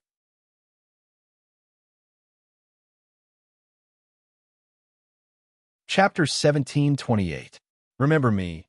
Believe me, you're definitely not the only one with such thoughts, but the key is that they can't beat the streamer. Qingran Chouan. Looks like I'm the only one who realized that the streamer is whipping poor and Chui's corpse again. He's already dead, and his corpse is cold. Every now and then, his corpse is dragged out by his old enemy to be whipped. It's really pitiful. The veins on Wei Si's forehead bulged. He was afraid that his lord would continue to diss the generals, so he stepped out to smooth things over. I have some doubts. How does my lord intend to streamline? Jiang Pengji said. Nansheng is in a period of prosperity. Countless wastelands are in urgent need of reclamation and farming. People are needed everywhere. What I mean is for the disabled soldiers to receive subsidies. Those who can return to their original homes will go back to their original homes. Those who are unwilling to return will be sent to various places to farm and reclaim land. The regulations will be modeled after the civilian army. They will be loaned farm tools, cattle, and improved seeds at a low price to encourage people to return to their original homes. Jiang Pengji continued. Those who are strong and have no disabilities, first ask them if they have the intention to return to their original homes to farm. If they want to leave, they will be given some dry rations and copper coins. If they want to stay, they will be handed over to the various battalions to be trained as new soldiers. We do need a large number of young and strong men to expand our military strength, but we also need them to farm the farmlands. Otherwise, where will our army's provisions come from? She made it very clear. Everyone understood her considerations and naturally no longer objected. Fengzhen added, those who are over 40 years old will also be sent back. The old general was unhappy. What's wrong with being over 40 years old? Are you looking down on the elderly? Feng Longzi's answer was a model of public relations. He replied with a smile. Most of those over 40 years old are treasures. It's a waste to keep them in the army. The old general felt much better. Why do you say that? Before soldiers join the army, most of them work in the fields. The older they are, the longer they work in the fields. Naturally, they will accumulate more experience. If we let these old people with farming experience return to the fields to guide us in reclaiming wastelands and sowing seeds, their value will be much greater than fighting on the battlefield. Fengzhen smiled and asked the old general, does the old general agree with what I said? The old general nodded. Yes. After the meeting ended, Jiang Pengji wrote a reply to Qiguan Rang. Everyone was extremely busy. These soldiers could not be dismissed at will. At least they would have food to eat if they stayed in the barracks. If they left the barracks, they might starve to death. Jiang Pengji said she was going to dismiss them. Many of the injured soldiers who had been captured were anxious and uneasy. The Water Army, who were eating and drinking and waiting for death, were even more insecure. Although there was no trouble, the atmosphere in the barracks was still very tense. If it was not handled well, there might be chaos. Because of this matter, Yang Tao and the others were very busy. It's easier to invite a god and then to send him away. If we don't handle it properly, there will be chaos everywhere.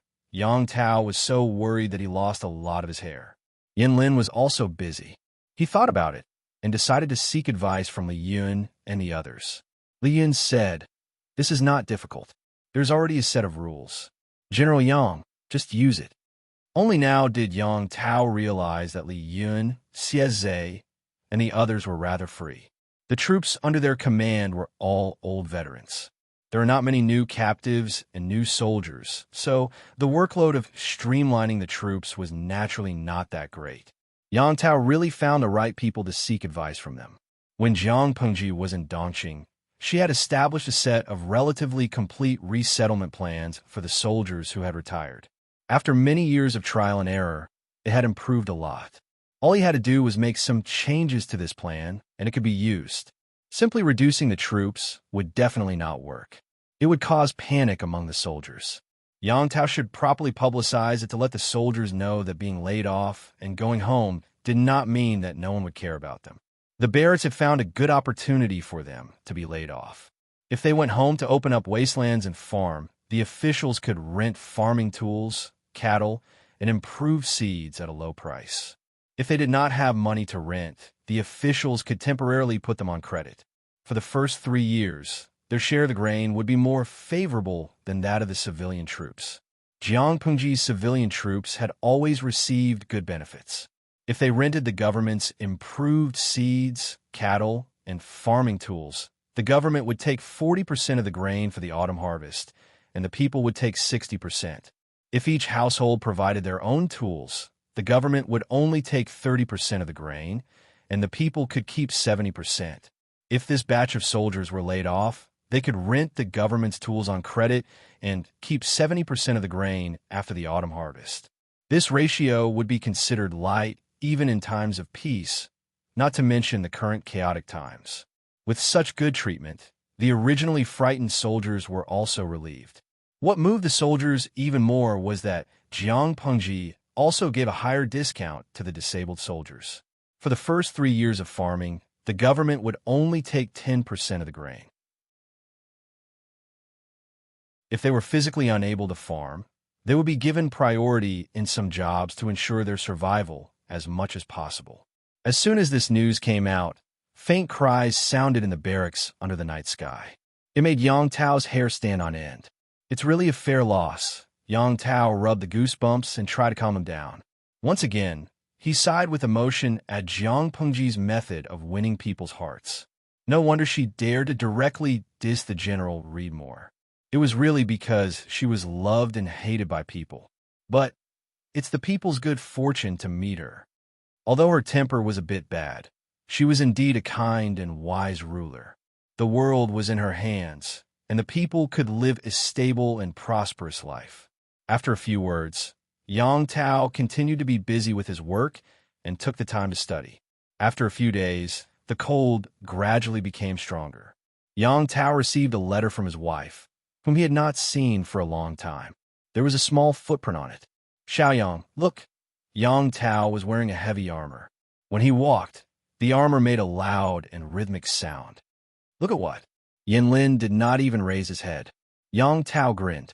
As he spoke, the white fog disappeared from between his teeth. Footprints. Your eldest nephew's footprints are a bit bigger. Ha, this kid grows up really fast. Yin Lin was speechless. Yang Tao said, in a few years, I will be able to teach him how to ride a horse and shoot an arrow. Yin Lin pretended to be indifferent. It's still early. Yang Tao said to himself, when he's 14 or 15 years old, I can find him a wife. Which family do you think will be good? Yin Lin said, it's still early. Yang Tao said, it's late. I'm late. The good candidates have all been chosen. If he could, Yang Tao would have arranged a marriage for his son while he was still in his mother's womb. Yin Lin raised his eyebrows. He felt that his friend was not in a good mood, so he asked if he was upset. He did manage to get some gossip out of her. It's the son of Feng Longzi. I heard that he's getting married in 2 years. Marriages in gentry families were usually prepared a few years in advance. 2 years was considered a rush. Yin Lin corrected him. That's Feng Zhen. How can you call him that?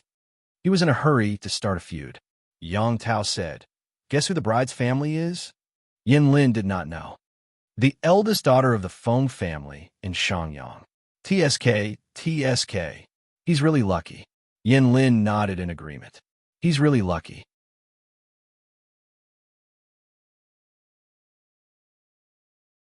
Chapter 1729. Yang Tao was not a simple-minded person. He couldn't help but exclaim, I heard that the daughter of the Feng family is the only legitimate wife of the Feng family in this generation. She's the real deal. If it were 10 or 20 years ago, she would have been the mother of the world. She really didn't know what kind of great luck Feng Longzi had to be able to enter the eyes of the Feng clan. I heard that Feng Jin is a very upright person. How could he tolerate Feng Jin? He only had one precious son. Of course, he wanted to give him the best. Yang Tao's eyes turned red at the thought of his son marrying and having children. He stared at the daughters of other families. Which girl would become his son's wife in the future? At the thought of his son marrying and having children, the word betrothal gift popped up in Yang Tao's head. Marrying a wife was expensive. Not only did she need power and wealth, but she also needed money. As a father, he had to earn enough for his son. Mother of the world? Yin Lin couldn't help but sneer. How could the Feng family be interested in a so-called empress? Back then, the emperor of Dongqing had traded the position of Zhao Yi for a concubine's daughter. Changsheng was the daughter of the legitimate wife, and she was the honorable eldest daughter of the legitimate wife. How could the empress of Dongqing's level enter her eyes? It was clear that Feng Zhen had hit the jackpot. Yang Tao didn't understand. Neither did Yin Lin. How did Feng Zhen and Feng Jin become in-laws? Apart from their brains, their personalities and backgrounds were completely different. Feng Jin was from a noble family.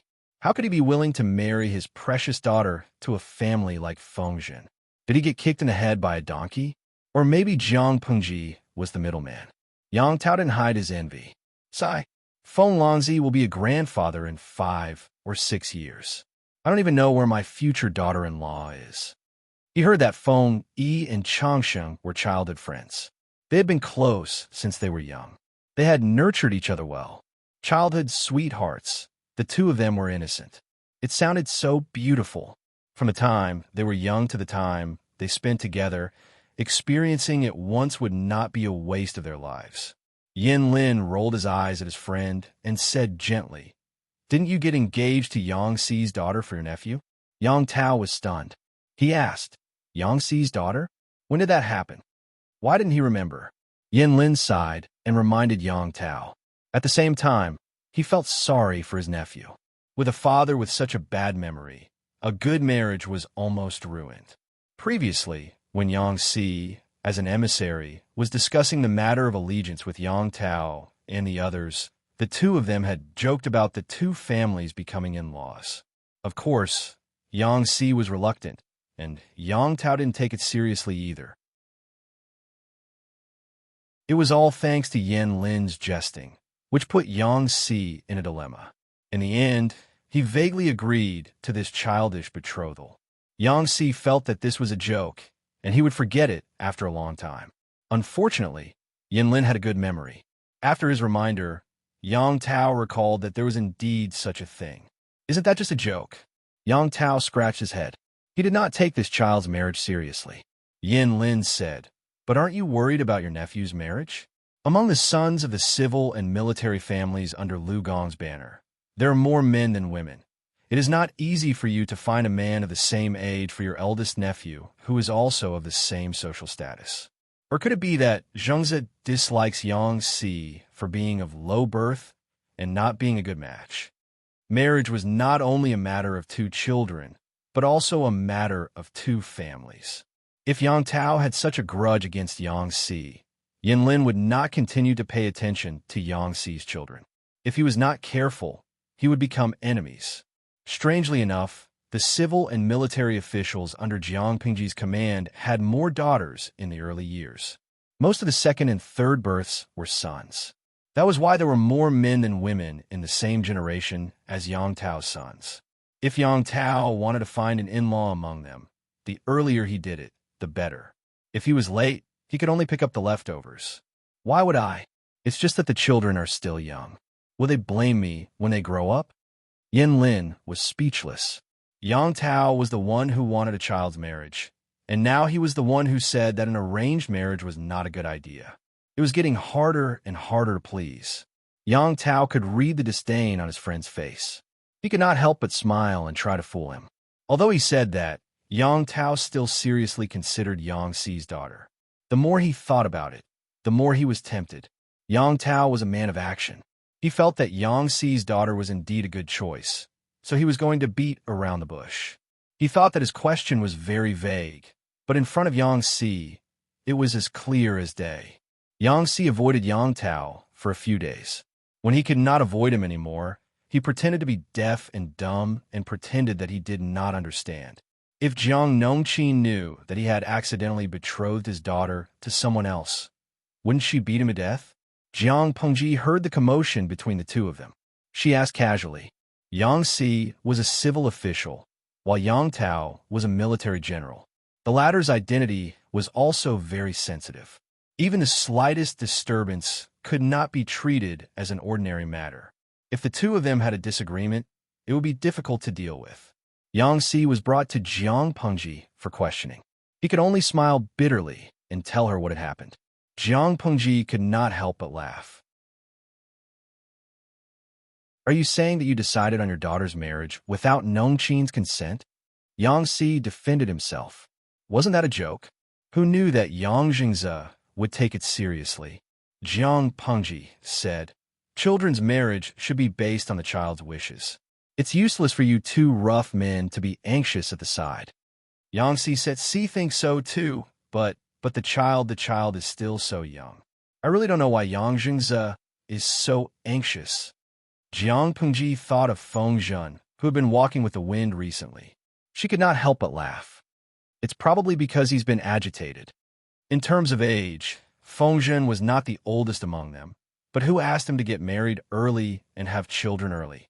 Feng, he was sensible and intelligent. The marriage that she had decided on was the best. She took away the most beautiful cabbage from Feng Zhen's family. No wonder Feng Zhen was so smug. It made those who had sons at home anxious. But then again, on the surface, Yang Tao is an excellent candidate for in-laws. Yang Si said, that's true, but we still have to inform Nongqin. After all, a daughter's household registration followed her mother's. As a biological father, Yang Si really did not have the right to take charge of his daughter's marriage. Speaking of this, he was very sad. Fu Wang could still coax and pester Hui Jun to relent.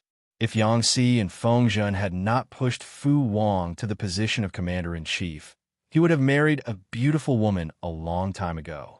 Yang Si was miserable. Jiang Nongqin was unmoved by force or persuasion. So far, she had no intention of giving Yang Si a status. Yang Si always had the illusion that he was Jiang Nongqin's mistress. When she had needs, she would come and sleep with him. When she pulled up her pants, she would not recognize him.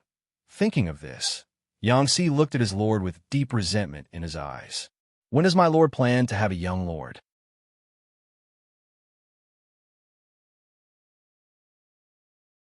Chapter 1730. Jiang Pengji smiled and said, why are you suddenly asking about this? Yang Si begged in a low voice, please put on the agenda as soon as possible. You look forward to the young lord so much? Yang Si deliberated and said, the matter of children is my lord's family matter. As an official, it's inconvenient for me to say too much. Jiang Pengji could not help but roll her eyes at Yang Si. Why was he so nosy when he knew it was her family matter? Yang Si changed the topic. It's just that Nongqin is always thinking about you, my lord. She bluntly said that you haven't got a family yet. How can she be one step ahead of you? Jiang Pengji was speechless. In that case, Yang Si's singleness was her fault? Yang Si was speechless. Didn't his lord have any idea who the culprit was? Fortunately, the other party was a woman. If it was a man, Yang Si really doubted whether his group of officials would be able to get out of singleness. Would their brains be green after getting out of singleness? His lord's charm was too great. She was attractive to both men and women. Yang Si was so jealous that his eyes turned red. Others hastened their marriage for the young lord, but he hastened it for the sake of getting out of singleness. Cough, cough. We'll talk about this another day. Yang Si's eyes were filled with hidden bitterness. They were all adults. The phrase, we'll talk about it another day, was meaningful. Yang Si knew that there would be no result for the time being. He could only give up and choose to save the country indirectly from Wei Si. However, Wei Si was also a slippery old fox. A cunning rabbit has 3 burrows. How could it be so easy to catch him? On the other hand, Jiang Nongqin received the news that Yang Si had arranged a child marriage for her daughter. When she saw the letter, she raised her eyebrows and pursed her lips into a line. She seemed to be suppressing her anger. Right now, she really wanted to cut Yang Si into 8 pieces. If not for the fact that she could not leave, she might have killed her way over alone. Yang Tao, after her anger subsided, Jiang Nongqin also seriously thought about the contents of the letter. In all fairness, Yang Si had a good eye for people. Yang Tao was once a feudal lord. His ancestors had a strong foundation. According to the current standards, this child marriage was still a girl who was out of her league. In this era, people did not pay much attention to free love. Arranged marriages were the mainstream. At the same time, they also paid attention to matching families. Family background was an important criterion for marriage. Yang Tao's son was still young, and his aptitude could not be seen. However, just by looking at his parents, Yang Tao and Yin Shushuan's father's generation were dragons and phoenixes among men. No matter how bad their children were, they could not be that bad. On the other hand, his daughter's family background was indeed much weaker. In the future, it would be difficult for her to find such a good partner. Liang, just as Jiang Nongqin stuffed the letter into her pocket, she heard her daughter's childish voice calling out to her. She got up and walked out of the study. Looking for the source of the sound, she saw that at the end of the corridor, her 3-headed daughter was twisting her way towards her. Her sparse and soft short hair was tied into 3 bundles, making her pink round face look even more comical and adorable. Behind the daughter was a personal maid and wet nurse. The 2 of them looked as if they wanted to support the daughter, but didn't dare to. They stretched out their hands at any time, ready to catch this precious baby. The coldness on Jiang Nongqin's face melted instantly, as if it had met the warm sun. Liang, with a childish voice, little dumpling struggled to walk to her feet, open her arms, and hug her legs. This was still too long for her. In addition to the cold wind blowing outside, her chubby cheeks blushed. Jiang Nongqin held the little girl up and could clearly smell the milk fragrance on her. Liang, seeing that her mother ignored her, Tuanzi persistently shouted, trying to get a response. Probably because she was born in a family of generals, the child was stronger than her peers since she was born. She also learned to walk faster than her peers. Now, she could walk steadily and speak early. Although she couldn't speak clearly, she was a chatterbox. She would shout whenever she caught someone, and she could talk for a long time. As for this, she probably took after her father. Jiang Nongqin casually weighed the child in her hand. The heavy weight made her feel better. The wet nurse was worried. Madam, the eldest lady insisted on coming out. We couldn't stop her. Jiang Nongqin was very open-minded. Children from a family of generals were thick-skinned and didn't need to be so meticulous. It's cold now, so she needs to wear more clothes. If she wants to go out, let her walk around. Remember to keep warm and away from dangerous places. The wet nurses were really meticulous. The child was covered in layers of clothes, so she wasn't afraid of the cold at all. Liang, Tuanzi put her hands on both sides of Jiang Nongqin's cheeks discontentedly, as if she wanted to turn her face to herself. She was calling for her mother. How could her mother ignore her? Jiang Nongqin smiled and said, I'm here. You have such a bad temper. What should you do in the future? She patted her daughter's plump butt and took her into the house with a smile. Tuanzi looked around curiously.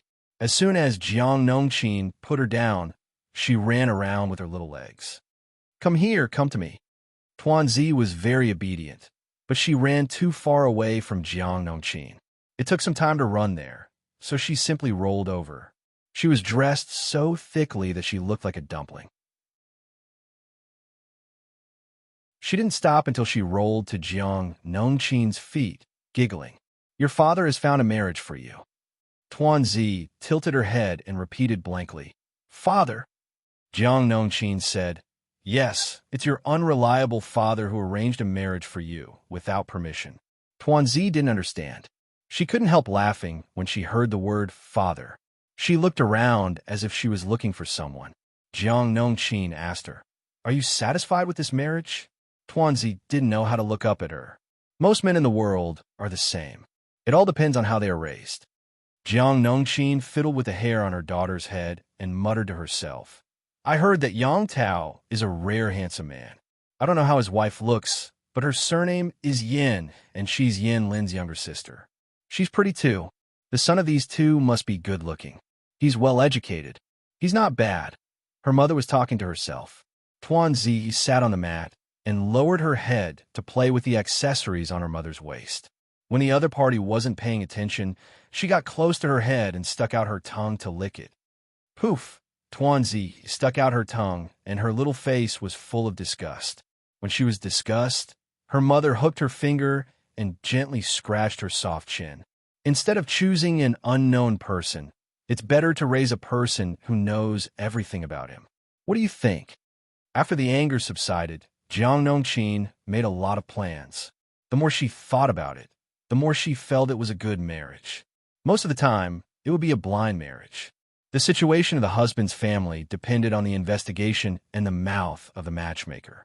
Instead of that, it would be better to pick one from the younger generation and know everything about him. Jiang Nongqin made the decision and immediately wrote a reply to Yang Si. Yang Si read the letter and had mixed feelings.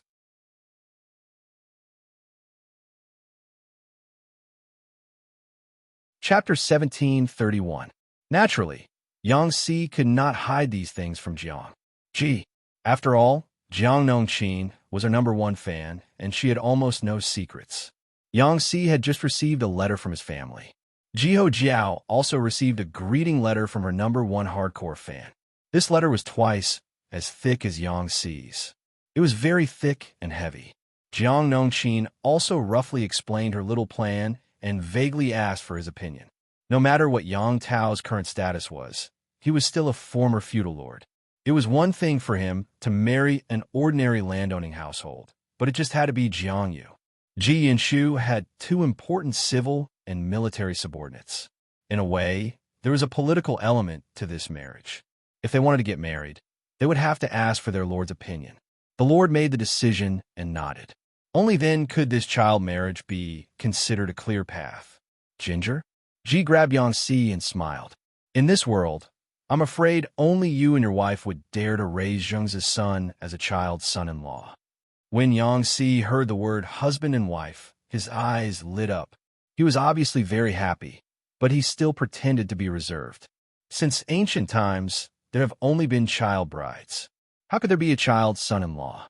Yang Si said, If General Yang hears this, I'm afraid that not only will the marriage not succeed, but he will also become enemies. But if I think about it carefully, this is indeed a good marriage. In the end, it still is loss. How could there be a loss in this matter? Ginger? Ji Yunshu said with a smile. How can you and Nongqin be worse than Yang Jingze? In my opinion, he's the one who got the better end of the stick. According to the perspective of this era, this marriage was indeed for Yang Si's side. If one were to analyze it in detail, the result would be hard to say. Yang Tao's advantages were obvious, but so were his flaws. The biggest flaw was his identity. Even if it was Ginger, Ji Yinshu did not mind the past and placed him in an important position. The others would also be on guard against Yang Tao and secretly suppress him, and Yang Tao would also restrain himself. He could control the military, but he could not become the #1 person in the army. There was bound to be an even more powerful general above him. For example, in the general ranking in his previous life, Yang Tao was very popular among the landowning households. However, the results left everyone dumbfounded. Yang Tao was ranked 5th. The first was Fu Wang, who came from a humble background and had a bad reputation. This result not only made many of the courtiers heave a sigh of relief, but also made Yang Tao and his companions heave a sigh of relief. Even if one wanted to be in the limelight, one had to look at the right time and the right place. Not only would there be no benefits in being in the limelight, but it would also bring about a fatal disaster. Being ranked 5th on the general leaderboard wasn't bad either. It wasn't eye-catching, his safety was guaranteed, and he even had a consolation prize to make up for it. The situation in this life was similar. Ginger? Ji Yinshu didn't mind, but Yang Tao couldn't ignore it. If Yang Tao was said to be a partial student, then Jiang Nongqin and Yang Si had a balanced development. Yang Si was ginger? Ji, as trusted advisor, would have a high status in the future. At the very least, he would be able to obtain a noble title. As for Jiang Nongqin, needless to say, the reason why the women's battalion could have its current scale and influence was inseparable from her painstaking management. As the leader of the female soldiers, in terms of military power and influence, she was second only to Fu Wang, the commander-in-chief, and suppressed the other generals. Not only could she do whatever she wanted at the front line, but she was also the head of logistics. The casualty camp was her territory. The network she had accumulated was not a joke. Over the years, there were at least 200,000 female soldiers who had enlisted or retired. Among these 200,000 female soldiers, the first in their minds was their lord, Jiang Nongqin. Ji was ranked second, and the first in command, General Jiang Nongqin. This couple had a combination of civil and military skills. How could their political influence be as simple as 1 + 1? As for the issue of their background, both Yang Si and Jiang Nongqin came from humble backgrounds. They were indeed incomparable to Yang Tao's aristocratic family background. However, as long as it was given to Jiang, Ji had enough time. She would completely reverse the values of this era that judged a person's value by bloodline and family background. At that time, Yang Tao, who had lost the halo of his family background, would meet this couple. The two families would be in-laws. It was still unknown who would be the one to whom. Yang Si smiled and said, "Of course, General Jiang and I are not inferior." Jiang? Ji casually flipped through the documents on the table and pretended to ask inadvertently, "What's Zheng's attitude on this child marriage?" Yang Si thought carefully and sighed. General Yang doesn't have any special thoughts. He's just envious of Zi Shi's marriage to Huayu's family. In a moment of impulse, he decided on this marriage. As for Yin Xiaoyang, I'm afraid he has a lot of twists and turns. Jiang? Ji cannot help but tease. You and Xiaoyang, the two of you are thinking too much. Yang Si's expression was a little unnatural. This was an occupational hazard. They were subconsciously thinking of conspiracy theories. They cannot be blamed. Jiang? Ji said, Zhengze is simple, but Xiaoyang is not easy to deal with. He has a lot of thoughts. It's called 9 twists and 18 turns. He did not object to this matter and even tried his best to facilitate it. In the end, it's mostly because of Jiang Nongqin's influence in the military camp, and here, she summed it up in one sentence. Haha, I guess only Jiang Nongqin and Zhengze regard this child marriage as a child marriage. If the two families got married, as long as Yang Tao did not court death, he would basically have the golden token of immunity. If Yang Tao and Jiang Nongqin became in-laws, she would be more at ease. Ji made her stand clear, which made her feel more at ease. This was the core meaning of this political child marriage. It was a pity that Yang Si and Yin Lin thought so much that they became bald. However, Yang Tao and Jiang Nongqin were straightforward. The former was happy that he had a daughter-in-law. His son did not have to worry about his marriage when he grew up. The latter was satisfied that her daughter had a child son-in-law. In the future, they could play the game of raising childhood sweethearts. They could raise the child son-in-law according to the type of husband they liked. Poor Taoist sees your chrysanthemum is poisonous. Only Rong and Xiaoyang are seriously fighting with their wits. Their teammates are all idle. Moon Shadow Wander. I also want a partner who can let me win by doing nothing. Since the Lord has no opinion, then this marriage is set. In my opinion, the most important thing is for the children to be in love with each other. Otherwise, they will become bitter couples in the future. Yang Si looked at his lord with a strange look, as if he was very surprised that she also had such a sentimental and naive side.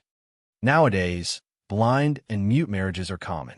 It is extremely rare to know a husband or a bride before marriage. If the children grow up together, they will be more affectionate when they are young. Compared to ordinary couples, their relationship will be deeper. No matter what, they won't become bitter couples, right? Yang Si and Jiang? Ji's thinking was not in the same dimension. Jiang, Ji complained, in the future, the atmosphere will become more and more open-minded. Your way of thinking may become outdated in 20 or 30 years. Yang Si said, the most important thing is to be in line with the times. Advanced ideas were destined to not work in an inappropriate context. No matter what would happen in the future, there was nothing wrong with Yang Si's current way of thinking. Where is Zisher? Yang Si said, Lord, have you forgotten? Didn't you agree to his request and transfer him back to Wanzhou? Jiang? Ji's hand paused. She did not know whether to laugh or cry. I just agreed yesterday, and he can't wait to escape today? He could escape today, but he could not escape tomorrow.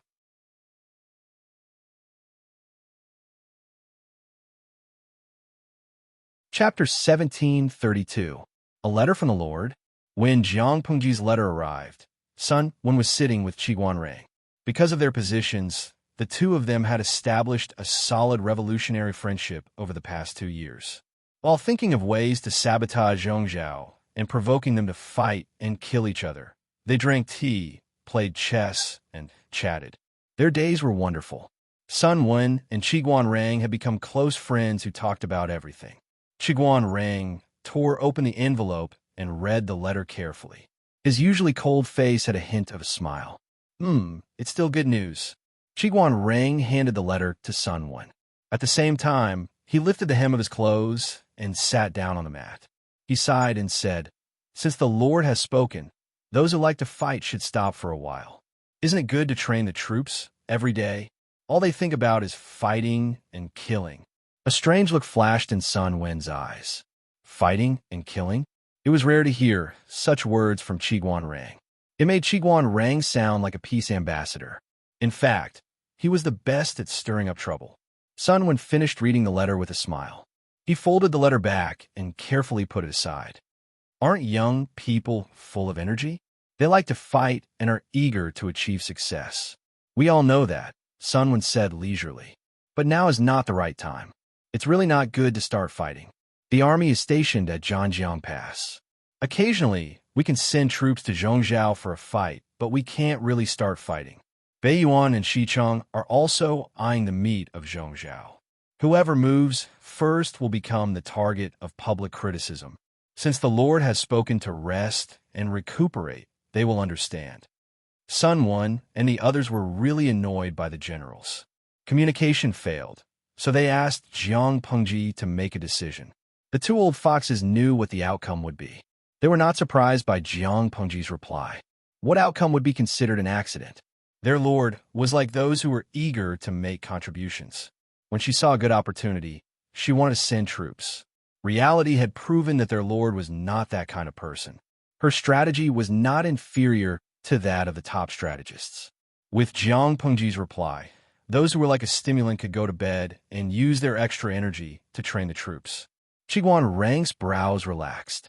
He said sincerely, I can finally relax for a while. Sun Wen nodded, and the two continued to brew tea and chat. Compared to Yang Si and the others suffering in Nansheng, Qi Guanrang and Sun Wen's days in Zhangjiang Pass were much better. Most of the chores were handed over to the younger students or the newly promoted newcomers. They only needed to control the general direction. The training of the troops was handed over to a few generals. Their daily routine was to look at the intelligence reports sent from within the borders of Zhongzhou, analyze the situation, and come up with ideas to continue tricking the feudal vassals of Zhongzhou, causing them to either split up, form alliances, or mutilate themselves. Basically, they could get off work and go home before it was dark. Not only that, but they were also so free that they sent people to reorganize the refugees nearby and reclaim the wasteland. They looked like they were going to fight a long war. Old Master Sun Wen was even more extreme. He got a vegetable field and would wake up early every day to take a stroll, watering and fertilizing the seedlings before the sun rose. Not only did he plant vegetables, but he also raised a nest of rabbits and built a medium-sized rabbit house. He planned to eat rabbit meat in hot pot with Qi Guanrang when it snowed. Rather than saying it was a war, it was better to say that it was to experience the life of retirement in advance. According to his own grandson's estimation, old Master Sun had probably gained about 5 kilograms in the past year. His originally thin cheeks had become rounder. Others might have aged a year, but old Master Sun seemed to have become 10 years younger. It's good to be idle. This old man won't have any regrets in the future. At least I've enjoyed my old age. Sun sighed and stiffly changed the topic. If there's any regret, it's probably that I couldn't find a good marriage for Prime Minister Lanlan. Feng Longzi's son is settled, but why is such an obedient child like Lanlan still single? I don't know how many years this old bag of bones can live, and whether he can see his great-grandchildren. Qiguan Rang lowered his head and looked straight ahead. He feigned ignorance and refused to respond to old Master Sunwen's words. A year or two ago, Sunwen was still quite reserved. At most, he would brag about his grandson Sunlan in front of him and crazily recommend that Sunlan was a good candidate for a son-in-law. After they became familiar with each other, old Master Sun was no longer reserved. He would chat awkwardly every day. It was not that Qiguan Rang did not understand what Sunwen meant, but this concerned his daughter's lifelong happiness. Qiguan Rang did not want to make a hasty decision. Even if Sunlan was a good young man, he might not be suitable for his daughter.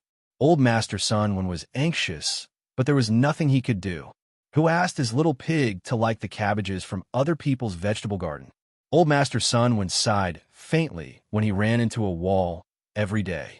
He did not even have the mood to go to the rabbit house to take a look. The rabbit in the rabbit house was caught by his grandson. The old master happened to like furry little things, so he kept it to raise. Rabbits gave birth quickly, so they could eat 2 more hot pot meals in winter. Old Master Sun lived a leisurely life as if he was retired. The few young people and newcomers who were entrusted with important tasks were not so comfortable.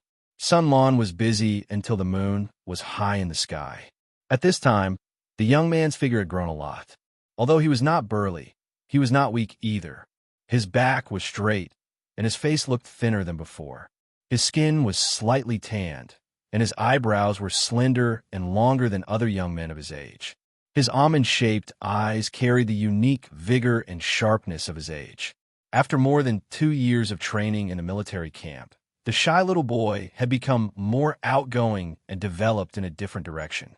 Every time old Master Sun saw his grandson like this, he wished he could grind the pearls he collected into powder and apply it on his face. Didn't he know that becoming an official depended on one's appearance? He was so tan that it did not conform to the mainstream aesthetic standards at all. Sunlan said helplessly, "Lord Lu doesn't care about appearance." Nowadays, the atmosphere is different from when grandfather was still around. Other things aside, Qi Kuang under the Lord's tent was famous for being ugly.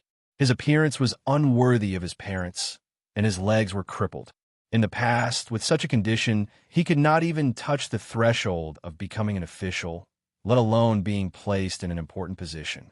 Why is a man so fair? Sunlan had been in the military camp for a long time, and he increasingly felt that muscles were a man's romance. Unfortunately, due to congenital limitations, he could not train his muscles to the point where he could only tighten his soft abdomen. At this moment, old Master Sun looked at his grandson, who had returned from a long journey, and his old face was about to droop. His grandson was tanned again. If it wasn't for the old man's good eyesight, he probably wouldn't be able to tell the difference between his grandson and the dark night. The Lord sent a letter saying that we will probably have to rest for a year next year. Sun pointed at the mat opposite him, indicating for his grandson to sit down and talk. It's time for you to pick up your studies in the Golden Scale Academy. A trace of astonishment flashed across Sun Lan's eyes. He could not help but sit up straight and straighten his back. "Grandfather, do you mean for me to go back?" Sun nodded and patiently explained to Sun Lan. "The army will have to rest for a whole year. The chores during this period are just repetitive things to you. It's a waste of time to do them.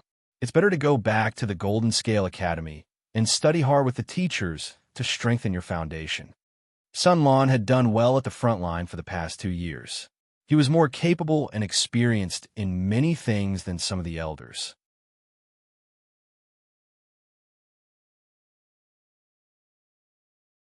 Chapter 1733. Sunland's official career did not mean that he could climb higher just by doing well. He also needed to improve his knowledge and learn how to manage his connections. In the past, the connections in the bureaucracy were mostly made up of the aristocrat's bloodline, but it was different now. Old Master Sun had lived for more than 50 years. His eyes were very sharp. When others were still ignorant, he could see the connection between the Golden Scale Academy and the bureaucracy in the future. If most of the talents cultivated by the Golden Scale Academy entered the bureaucracy in the future, the influence of the aristocrat's bloodline would be weakened. At the same time, the relationships of schoolmates, peers, and peers would become the mainstream in the bureaucracy. Sunwin did not want his grandson to become a busybody, but the bureaucracy was not something a lone ranger could do. Many times, one needed the support and help of connections. If Sunlan wanted to become an official to realize his dreams and plead for the people, then the first thing he needed to do was to protect himself. Only then would he have the chance to achieve his dreams. Sun was experienced. He could see through some things. Naturally, he hoped that his grandson would take fewer detours under his guidance. Sunlan was not as complicated as his grandfather thought. He nodded and agreed. But I can't bear to leave you, grandfather. You're already so old, yet you're still acting like a spoiled child. Sunwin was very happy, but he still had to be arrogant. He thought of something and said with a smile, "When you go back, remember to be smarter." Do you know the words that the Lord always says? What words? The pavilion closest to the water enjoys the moonlight first. That's interesting. Sunwin said, when Zheng's father-in-law is too difficult to deal with, then you should be smarter and start with his daughter. If you can win the heart of a beauty, Wen Zheng can't continue to pretend to be deaf and mute. All right, there's one thing you have to remember. Don't be reckless and don't overstep your boundaries. If there's someone unfaithful in the Sun family, grandfather won't forgive you. Sunwin encouraged his grandson to chase after the girl he liked, but he didn't encourage his grandson to be a scumbag. If Sunlan really did something she shouldn't have done before marriage, according to Qiguan Rang's protective personality, he would definitely fall out with Sunwin. Sunwin was old. He did not know how many years he could live. If he went, could Sunlan defeat Qiguan Rang? He would be torn apart by that old fox in a matter of minutes. Sunlan was also a youth who had been in the army for 2 years. He was no longer the innocent and naive boy he used to be. He could even understand some dirty words, let alone his grandfather. Once she was nervous, her original nature was exposed again, and her slightly dark complexion revealed a blush. "Grandpa, what are you talking about? I'm not that kind of person," Sunwin snorted. "That's for the best. Otherwise, I'm afraid that I'll have to send my son off." Sunlan. Sunwin asked, "Do you know how far Qiguan Rang's daughter can draw a bow?" Sunlan had a bad feeling about this. Qiguan Jinghui was strong from a young age, but this was normal. Girls were stronger than boys in their childhood. How many June? June was the same unit of weight as a stone. 30 June was a June, and 4 June was a stone. The so-called strength of 1,000 caddies referred to the strength of 30,000 Jin. It was a metaphor for the strength of an object. Sunwin's expression was indescribable. He looked at his grandson with pity in his eyes. "It's 5 caddies, but I'm still young. In a few years, it won't be this number anymore." What did this mean? This meant that if his grandson really married Qiguan Jinghui, and there was a conflict in domestic violence, Qiguan Jinghui could throw Sunlan out with one hand. If Sunlan really liked Qiguan Jinghui and wanted to pursue her, then he had to pursue her seriously and treat her well. Not to mention that Qiguan Jinghui had a super difficult father. She alone was enough to give Sunlan a hard time. Sunlan. 5 caddies? 150 caddies? Sunlan's weight was less than 150 caddies. This shock lingered until the next day, and it even affected his work. There were a bunch of wrong words. Fortunately, the important matters of the military camp were written on bamboo paper. If they were changed to bamboo slips, a single wrong word would waste a lot of time. Feng Yi saw that he was not in the right state of mind, and that things were a mess. She asked out of concern, "Why are you frowning? If you're not feeling well, why don't you get off work early and go back to rest?" Sun Lan wanted to say something, but stopped. He could not help but think about what his grandpa had said. Will it increase in a few years? How do you know? Jinghui doesn't look like she was born with divine strength. Most of the female students in the Golden Scale Academy are like this. Qiguan Jinghui is not the strongest among her peers. She's barely average, barely considered average. Didn't this mean that there was someone stronger than Qiguan Jinghui, who could draw a heavier bow? Sun Lan had only heard of Lord Jiang. When she was 12, she used to draw a bow that was more than one caddy, which was about 5 caddies. But wasn't that born with divine strength? Why were the female students in the Golden Scale Academy so exaggerated? Ronli, you've always been in contact with Changsheng, right? Before Feng Yi joined the army, the unreliable Feng Zhen had written a reliable character for his son to use in the coronation ceremony. Those who were familiar with him would call him by his character, which made them more intimate. Yes, what about it? Sun Lan asked. Then do you know? Changsheng's strength seems to be... Feng Yi's expression was calm. I know. Is there anything wrong? Sun Lan said dejectedly. It takes me a lot of effort to draw a bow that is one caddy full. I don't know if Jingwei will like it. Feng Yi said, everyone has their strengths and weaknesses. Why bother about this? If you're not as strong as others, just learn to be smarter than others. Sun Lan, brother, you're really open-minded. The problem was, would a girl like a weak chicken that was more useless than herself? Sun Lan had been in the army for a long time. Although he was not infected with the idea of a straight man, he also thought that girls liked men who were bullier. In order to be bullier, he worked hard to gain weight and grow taller. He worked hard to make himself look darker and more masculine. In the end, in the future, when they carried each other, it would most likely be Jinghui hugging him and not him hugging Jinghui. Sad. TSK. Instead of worrying about this, why don't you think about whether there was anyone else watching Jinghui during the 2 years you were not around? Sun Lan's heart was instantly pierced by thousands of arrows. Qiguan Jinghui was about 2 years older than Changsheng. Calculating the time, she would be 15 years old around the beginning of next spring. She was already a big girl. Wouldn't her peers keep an eye on this fresh flower? Lan and Jinghui are childhood sweethearts. How can their friendship be compared to others? Sun Lan clenched his fists, but his words were not convincing. Feng Yi said, that's true. I wish you good luck. There was no sincerity in these words. Instead, there was a hint of a smile. She was ready to watch a good show. Sun Lan took a deep breath. He wished he could immediately pack his bags and go back to Wanzhou to continue studying at the Golden Scale Academy. In order not to fall behind too much in their studies, the Golden Scale Academy would send him and Feng Yi a copy of the new teaching materials for the past 2 years so that they could continue studying in their free time. If he went back to school now, it would be difficult to maintain his top 3 ranking, but he wouldn't fall below 50, right? Sun Lan was anxious. If he became a slacker, he would be even more unlikable, right?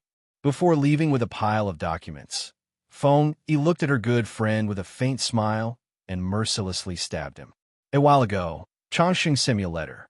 She mentioned Jinghui. She said that Jinghui felt that the pale-faced young man was more likable. Sun Lan was bloody from the stab. That night, he went back to rummage through the boxes and cabinets. Sun Wen came back from a walk after dinner and almost had no place to rest. What are you looking for? Half of Sun Lan's body was about to fit into the big box. Without turning her head, she said, Grandpa, where's the whitening pearl powder you prepared?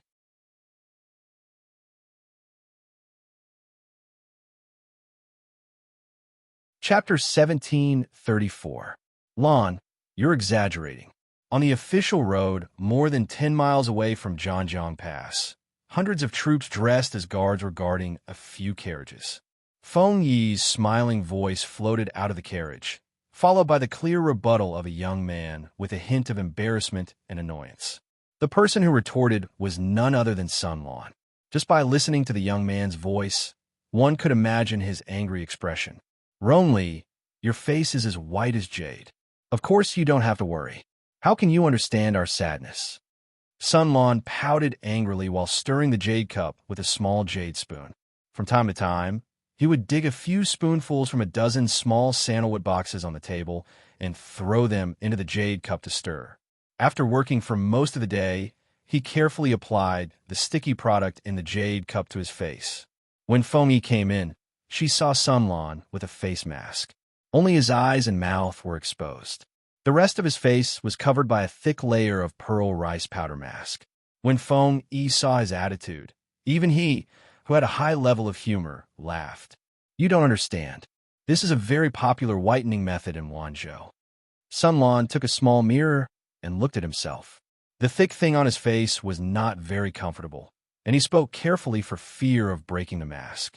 "Many celebrities are very fond of it. The effect is not bad. Don't you think my grandfather is getting younger? He said he does it every 3 days. He really looks a lot younger." Sun Lan was as busy as a husky in Zhangjiang Pass. During the day, before dawn, he would wake up to exercise for an hour, eat breakfast, and then go to work.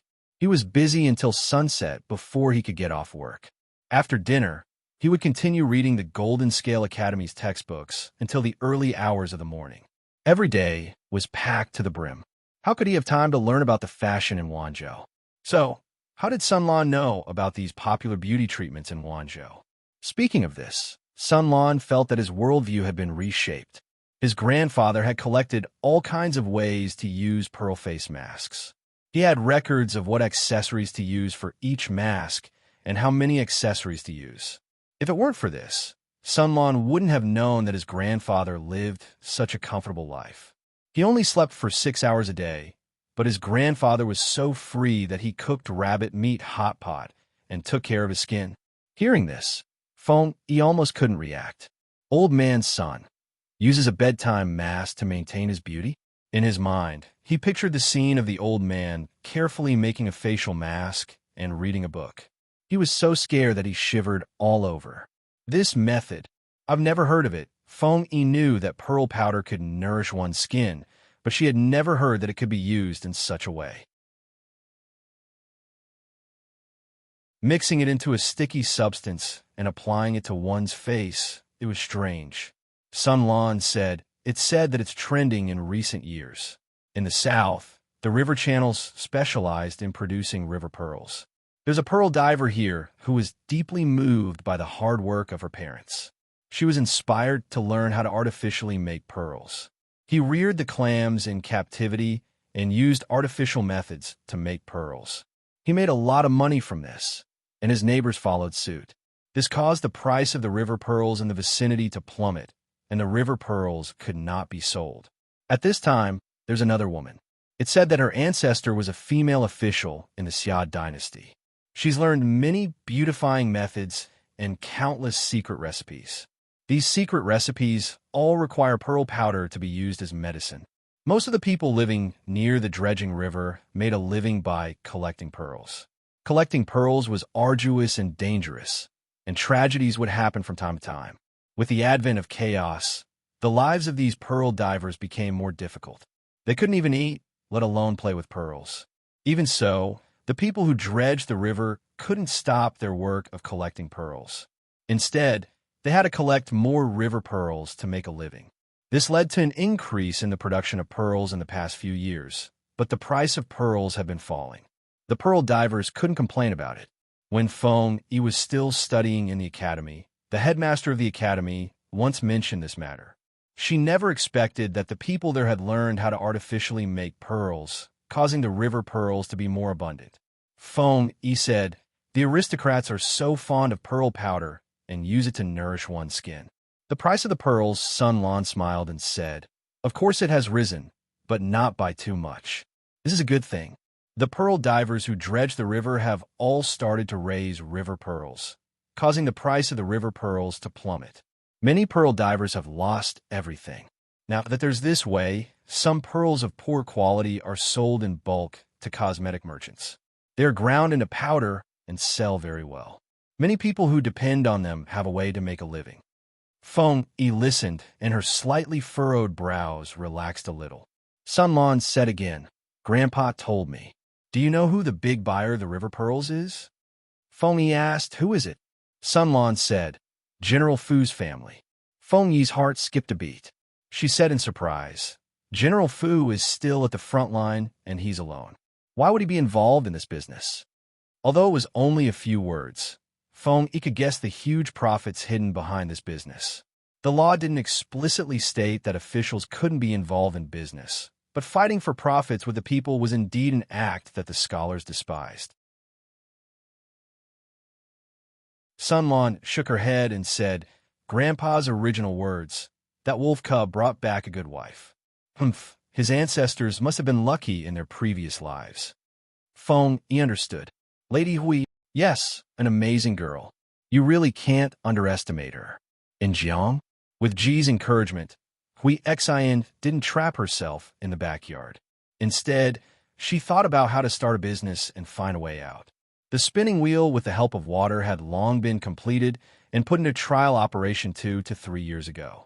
The results were naturally good, but because cotton hadn't been mass-produced, the variety of these spinning wheels was limited. Currently, it was still small, but it was enough to open a cloth shop. She studied a lot of cloth dyeing and printing documents, as well as the content of various spices and rouge. Combining the situation, she opened a comprehensive shop that sold rouge, face powder, and finished cloth. In Jiang? For the sake of Ji and Fu Wang, this shop's business was good. Of course, Hui, her ambition wasn't as simple as raising a family. She wanted to make a lot of money. She wanted to expand the shop, and the quality of service and goods were the most important. In the beginning, she had been in charge. After the shop was on the right track, she didn't slack off. She checked every few days and was strict. The palace had the habit of using pearl powder to nourish one's skin. Hui, she didn't want to miss this business opportunity, so she needed a stable supply of cheap pearls. By chance, she found out that the river pearls were abundant in Dri, and the price was terrifyingly low. Hui, the first half of her life was very hard, but the second half of her life was very lucky. She sent people to buy river pearls and bought many secret recipes from a pearl diver. Although the pearl diver claimed that the secret recipe was a secret recipe of the Xia dynasty, Hui, she didn't believe it. If there was such a secret recipe, there was no reason that the noble ladies in the aristocratic circle didn't know about it. The Xia dynasty had indeed been destroyed for many years, but the inheritance of the aristocratic families hadn't been broken. Or the aristocratic families. They were the aristocratic families who lived happily and were above the royal family. How could they not know about the secret recipe of the palace? You're tuning in to the Romance Rendezvous YouTube channel. We're so grateful for your support, and don't forget to subscribe to join us on this incredible journey through captivating stories. Your generosity through donations truly makes a world of difference, as it's the primary source of revenue that allows me to expand and enhance this channel for you. Thank you from the bottom of my heart for being a part of this adventure.